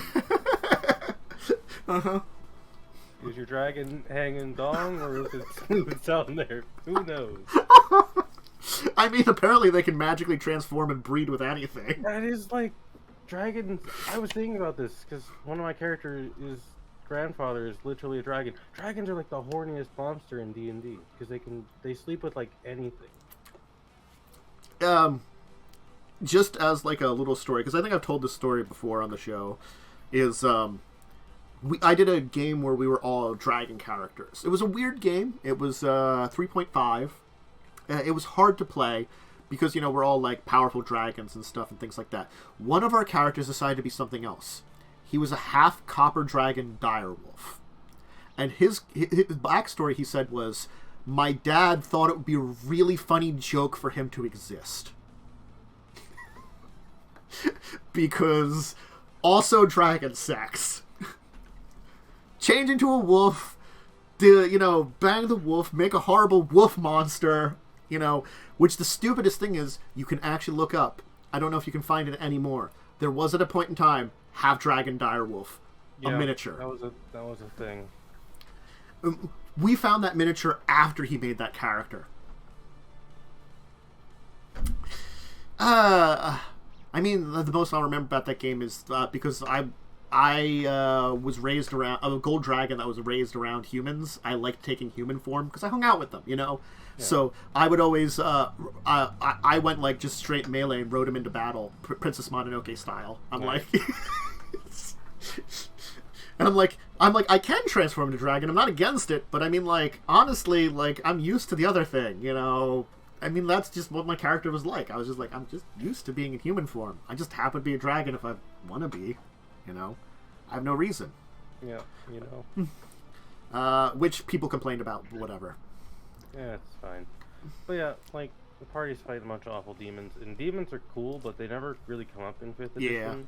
Because, one, there's not really much of a distinction between the two in 5th edition anymore. Yeah. Because they're all categorized under the same goddamn thing, so it makes it actually really hard for me to figure out which one is specifically a demon or a devil, and I can never remember because, honestly, like, half of them are pretty goddamn similar anyways. Like, a succubus is not a devil, apparently, it's a demon. I always thought it was a devil, but that's wrong. Yeah, succubus and incubus are demons. Airnesses are the devils. Yes, I always get them confused because they don't come up in adventures a lot. No. Most of them are stupidly high CR. Yeah, that's why I felt like things were better in older editions or Pathfinder or something, because they have a more variety of CR. Granted, like, there are plenty of them that are pretty damn powerful, but like, if I have CR5 devils, I could use one, or CR6 demons. I could certainly use them in a story, Yeah. I think a succubus was, like, in early editions was, like, CR, like, 6. I could have a succubus in a story and not feel bad if you're a 6-level character. Yeah, they are currently. They might be low still, too. Something I have to look up. I know they're also technically categorized as a shape changer instead of a fiend. Because 5th edition has weird categorization. Anyways. I mean, half fiends and half celestials are technically a thing that they don't really have in 5th edition that they had in earlier editions. Kind of do, but like a mega simplified version in it's a tiefling or an Aasimar. Yeah. Which isn't technically correct, but no. The simplification is fine because I can just make my own shit. Yeah. We need templates. We do need templates. Fucking bring back templates, wizards. I have a book that has a bunch of templates I can send you. I'm happy about that. But yeah, their party's basically fighting their way through an asylum. It's full of puzzles. I made a bunch of puzzles for it, and I'm excited for the party to not understand them, because players are bad at puzzles usually. Yeah. That's the unfortunate thing, is, like, I like the idea of puzzles, but puzzles are hard to do right, and also players are dumb. It's not because, like, the people are dumb. It's just, like, this entire thing of, like, if you confront players with a puzzle, like, just something in their brains break or something. I don't know, like, and like the simplest riddle can just, like, break your party and they won't know, right? Yeah. Or they'll ignore the riddle and try to brute force their way through a mansion and then have to fight golems. Yeah. What my party did on Friday. We're stupid. Nope, that makes sense. I mean, like, honestly, God, brute force. The brute force, like, it can be a solution, but I just like work. But I always punish brute force. Is my thing. Yeah, I should do that. I've been trying to do that more. Like, punish idiocy. Yeah, like, punishing your players for being stupid is fine because they're killing themselves, basically. Yeah. Like, I don't know, starting to smash stuff in a room full of monsters. Yeah. Yeah, no, that was a good one. Like, I'm like, hey, there's a bajillion monsters that are in this area. Decision. And they're like, we're going to start smashing things. And I'm like, really? Great! What effectively happened is, you split up, the party was split up into two people who don't have any brain cells, And the two people who have all of the brains. That's really true. I mean, So like, it was bound to go horrible. I had a dragon with him, but the dragon knows, like, not enough, honestly. Not what they know. I mean, Yeah. like, it's NPC, too. I can't, like, just tell them you're being an idiot. Hey, dumbasses. I mean, honestly, I should have. I've just been like, that seems like a stupid idea. Can you come up with a smarter idea? I have two NPCs with the party. One is like this old dude who's a Gloomstalker ranger that no one trusts for some reason. I don't know why. And the other is like a civilian monk lady they rescued who was trying to rob the place. If they do something stupid, this lady's gonna be, hey, you fucking idiots. Don't do that. It's reversed, but you can see I'm the best uncle. True. It says it on my glass. It must be true if it says it. That's a Christmas gift my niece gave me. It was very nice. Yeah, it's my game. It's surprisingly not as chaos as I thought it would be. I also didn't have Pathfinder 2nd Edition. Our GM got home late, and she kind of had a headache, so she's like, I don't really feel like running. fair. And I'm like, you know what? I've been in that situation where at the end of the day, you kind of have a headache, and you're like, I don't feel like running something. Yeah, I've been there a few times. When you need a brain that works when you're going to run a game. Yeah, I think of a lot of stuff. So. I have a game on Fridays as well that we did. Ooh. We're exploring a weird time mansion, and we found a mausoleum, or I guess a sarcophagus, that wanted blood magic or something.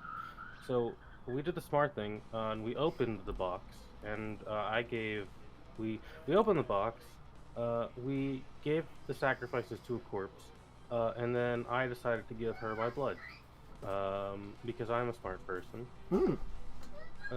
And everyone in the party's like, hey, this is pretty fucked up. Why are we doing literal blood magic? And I'm like, you just do it, coward. And then we woke up. Lightning runs that game. We basically we woke up a corpse, and then we restored it to its mortal form, which is a bunny lady. And she's a super powerful wizard from 2,000 years ago. So we've unleashed something that at least Lightning is prepared to deal with in this world. So I assume Lightning made the character. With the intention of me opening the box, because I'll be honest, I already knew what was in the box, because I made half of the shit that involved that character as a world builder. And that's why I didn't originally open the box alone, because I didn't want to like metagame and ruin other people's fun. Yeah. Shit. You want to set up appropriately, like, what's going on. No, that makes sense. And then Cell got mad because when she was a corpse, he could have stole her Staff of the Magi. So Cell lost the Staff of the Magi. Alright then. Just want to rob the corpse, and then she's not a corpse. To steal the corpse, which I'm sure would have had no repercussions at all. Sus. I know what that lady could do to him. Sus. Now we're in Gnome Land, but they can't do shit against us because we have diplomatic immunity. So. Oh, that's right. You were exiled from Gnome Land. You got back there?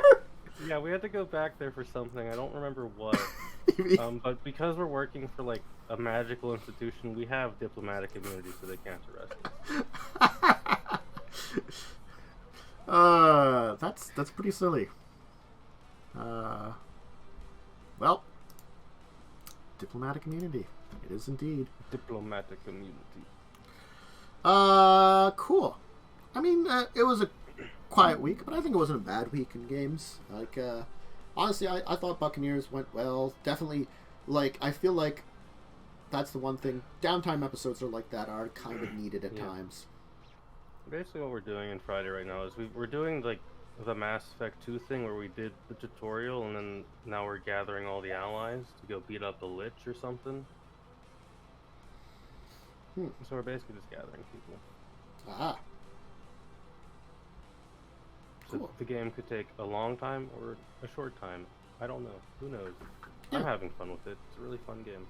Hey, look, I'm looking forward to next week. Certainly things will be fun at Tidewater Rock. I think things will be fun with honestly speaking, I what I have planned for Children of Wrath, I think will be neat. I don't know how much the people will like it because I mean, like, you know, the consequence. It's going to be consequences of actions, but I feel like it'll be good storytelling. Well, if it isn't the consequences of my own actions, I'm getting punished for doing nothing wrong again. This is like the third game that's happened. Look, I'm gonna say, at least your punishment is kind of cool. Like, I got punished hard in fucking Records of Evil because my party were dumbasses. I'm getting punished here because my party are dumbasses. I mean, Records of Evil was the thing that happened a lot. They were just... I don't know what happened to that camp. I mean, somewhere along the way, they just became, like, good or stupid. I don't know. They stopped being evil and just became... They lost all their brain cells. They lost all their brain cells time traveling. That's what happened. Those are still in the past. Mm-hmm. Probably. That makes sense. They left their brains behind. They really did. But, anyway. So, I think that was a pretty good show. Had a nice interview. You know, I hope that a few more times this year we can get a couple of guests on. I just, you know... these were people that I'd been talking to pre-pandemic, that right around the pandemic originally I was planning to have them, and then we kind of ended up not having a chance to meet up, and everything crazy happened, and then, like, they were nice enough to recontact me, you know, now that things are back. Yeah. You know, I was glad to hear it, because then it kind of, like, gets me back into it a little bit, too. But anyway. I hope everybody had a great time today joining us. Enjoyed the interview, enjoyed what we talked about. Didn't have any, like, thick topics to talk about. Thick? Major topics to talk about. English! Not work good for me! I don't know if we can talk about thick topics on this show. Maybe? I think that's against TOS. It could be against TOS, you're right.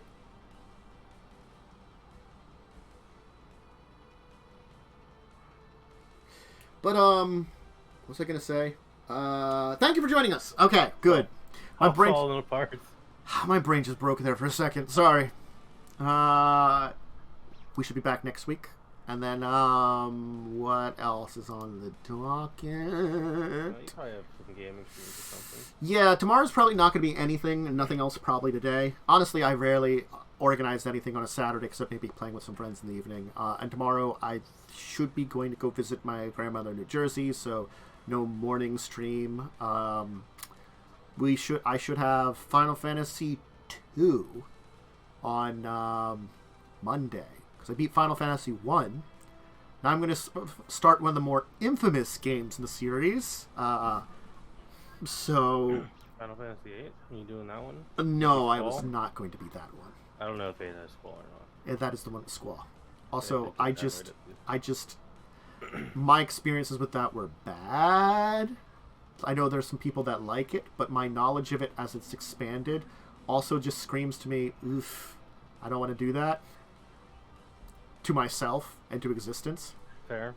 Squall is a terrible character. I like Final Fantasy 9. I will do Final Fantasy 9. I'm going to do 1 through 6, 7, probably at some point in time 7 remake, 9, 10. I'll probably do 10 too, because I got the 10 and 10 2 collection, honestly, and I didn't mind 10 2.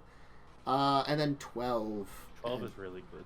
I might end up on, just because I've never played it, 15. I know it's a mixed bag from people. The first half is like pretty good. So see, I might be good in it for like the first half then, you know.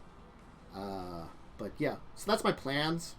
I might intersperse some other games in between there, like. Yeah, well, 12 does have a weirdly big price tag for being a PC port. Yes, well, honestly, it's also like it really is the definitive. The Zodiac Age is like. It's a really good version of the game. It is the best version of the game. Like, I only learned more recently what the differences are, and I'm like, oh wow, that's really actually good. Like, I would say it's my favorite Final Fantasy game, 12. Well, I like that a lot. Specifically that version. Mm-hmm. Huge upgrade. And I like 12 a lot, too, anyway. I played the shit out of it. That's really good. The only thing I didn't do was actually beat the game, because I decided to go fight the super boss, and... yeah, that's a decision. I managed to beat it. That's fair. Apparently, they are easier to beat in the Zodiac Age because they removed some of the stupidity in fighting those things. Yeah, they did.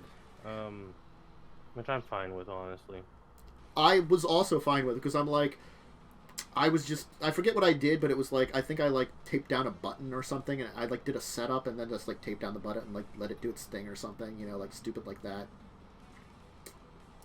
Good times. Anyway, so I'll be doing that. I'll do some more Pathfinder Kingmaker. I will probably not be doing that cave I went to. I'll just do other places because apparently that one cave that's like early game is filled with fucking spider swarms. Oh, I remember that. And I don't have a wizard. No, you don't. I didn't play a wizard, and they don't give you one. I played a chaotic character, so they gave me a barbarian, a bard, and a cleric. A depressed cleric. Or I guess he's a cleric that serves like an evil deity or something. I don't know. That's fair, right? They're evil deities and clerics, too. Oh, God. It burped. But no. So yeah, that was a thing that I encountered. So yeah. And then Buccaneers, Children of Wrath on the schedule this show. And I might do some other stuff. I don't know. I don't know if I want to do Kingmaker more than once a week. So if I do a bonus stream, I might add a third game that's just an occasional bonus thing. I don't know. I'll decide on it. Maybe I'll intersperse some other random RPGs that I want to play at some point. Lots of RPGs. Honestly, like, I thought about playing. Honestly, I might just play the ones I want to play from like other older RPGs. Like, that's fair. I thought about doing the original Dragon Warrior. I did like a test stream on it, but I'm like, I'm not a huge fan of that. I liked Dragon Warrior 4. That was the one I first really liked. Also fair. Anyway, I don't know. I'll figure it out.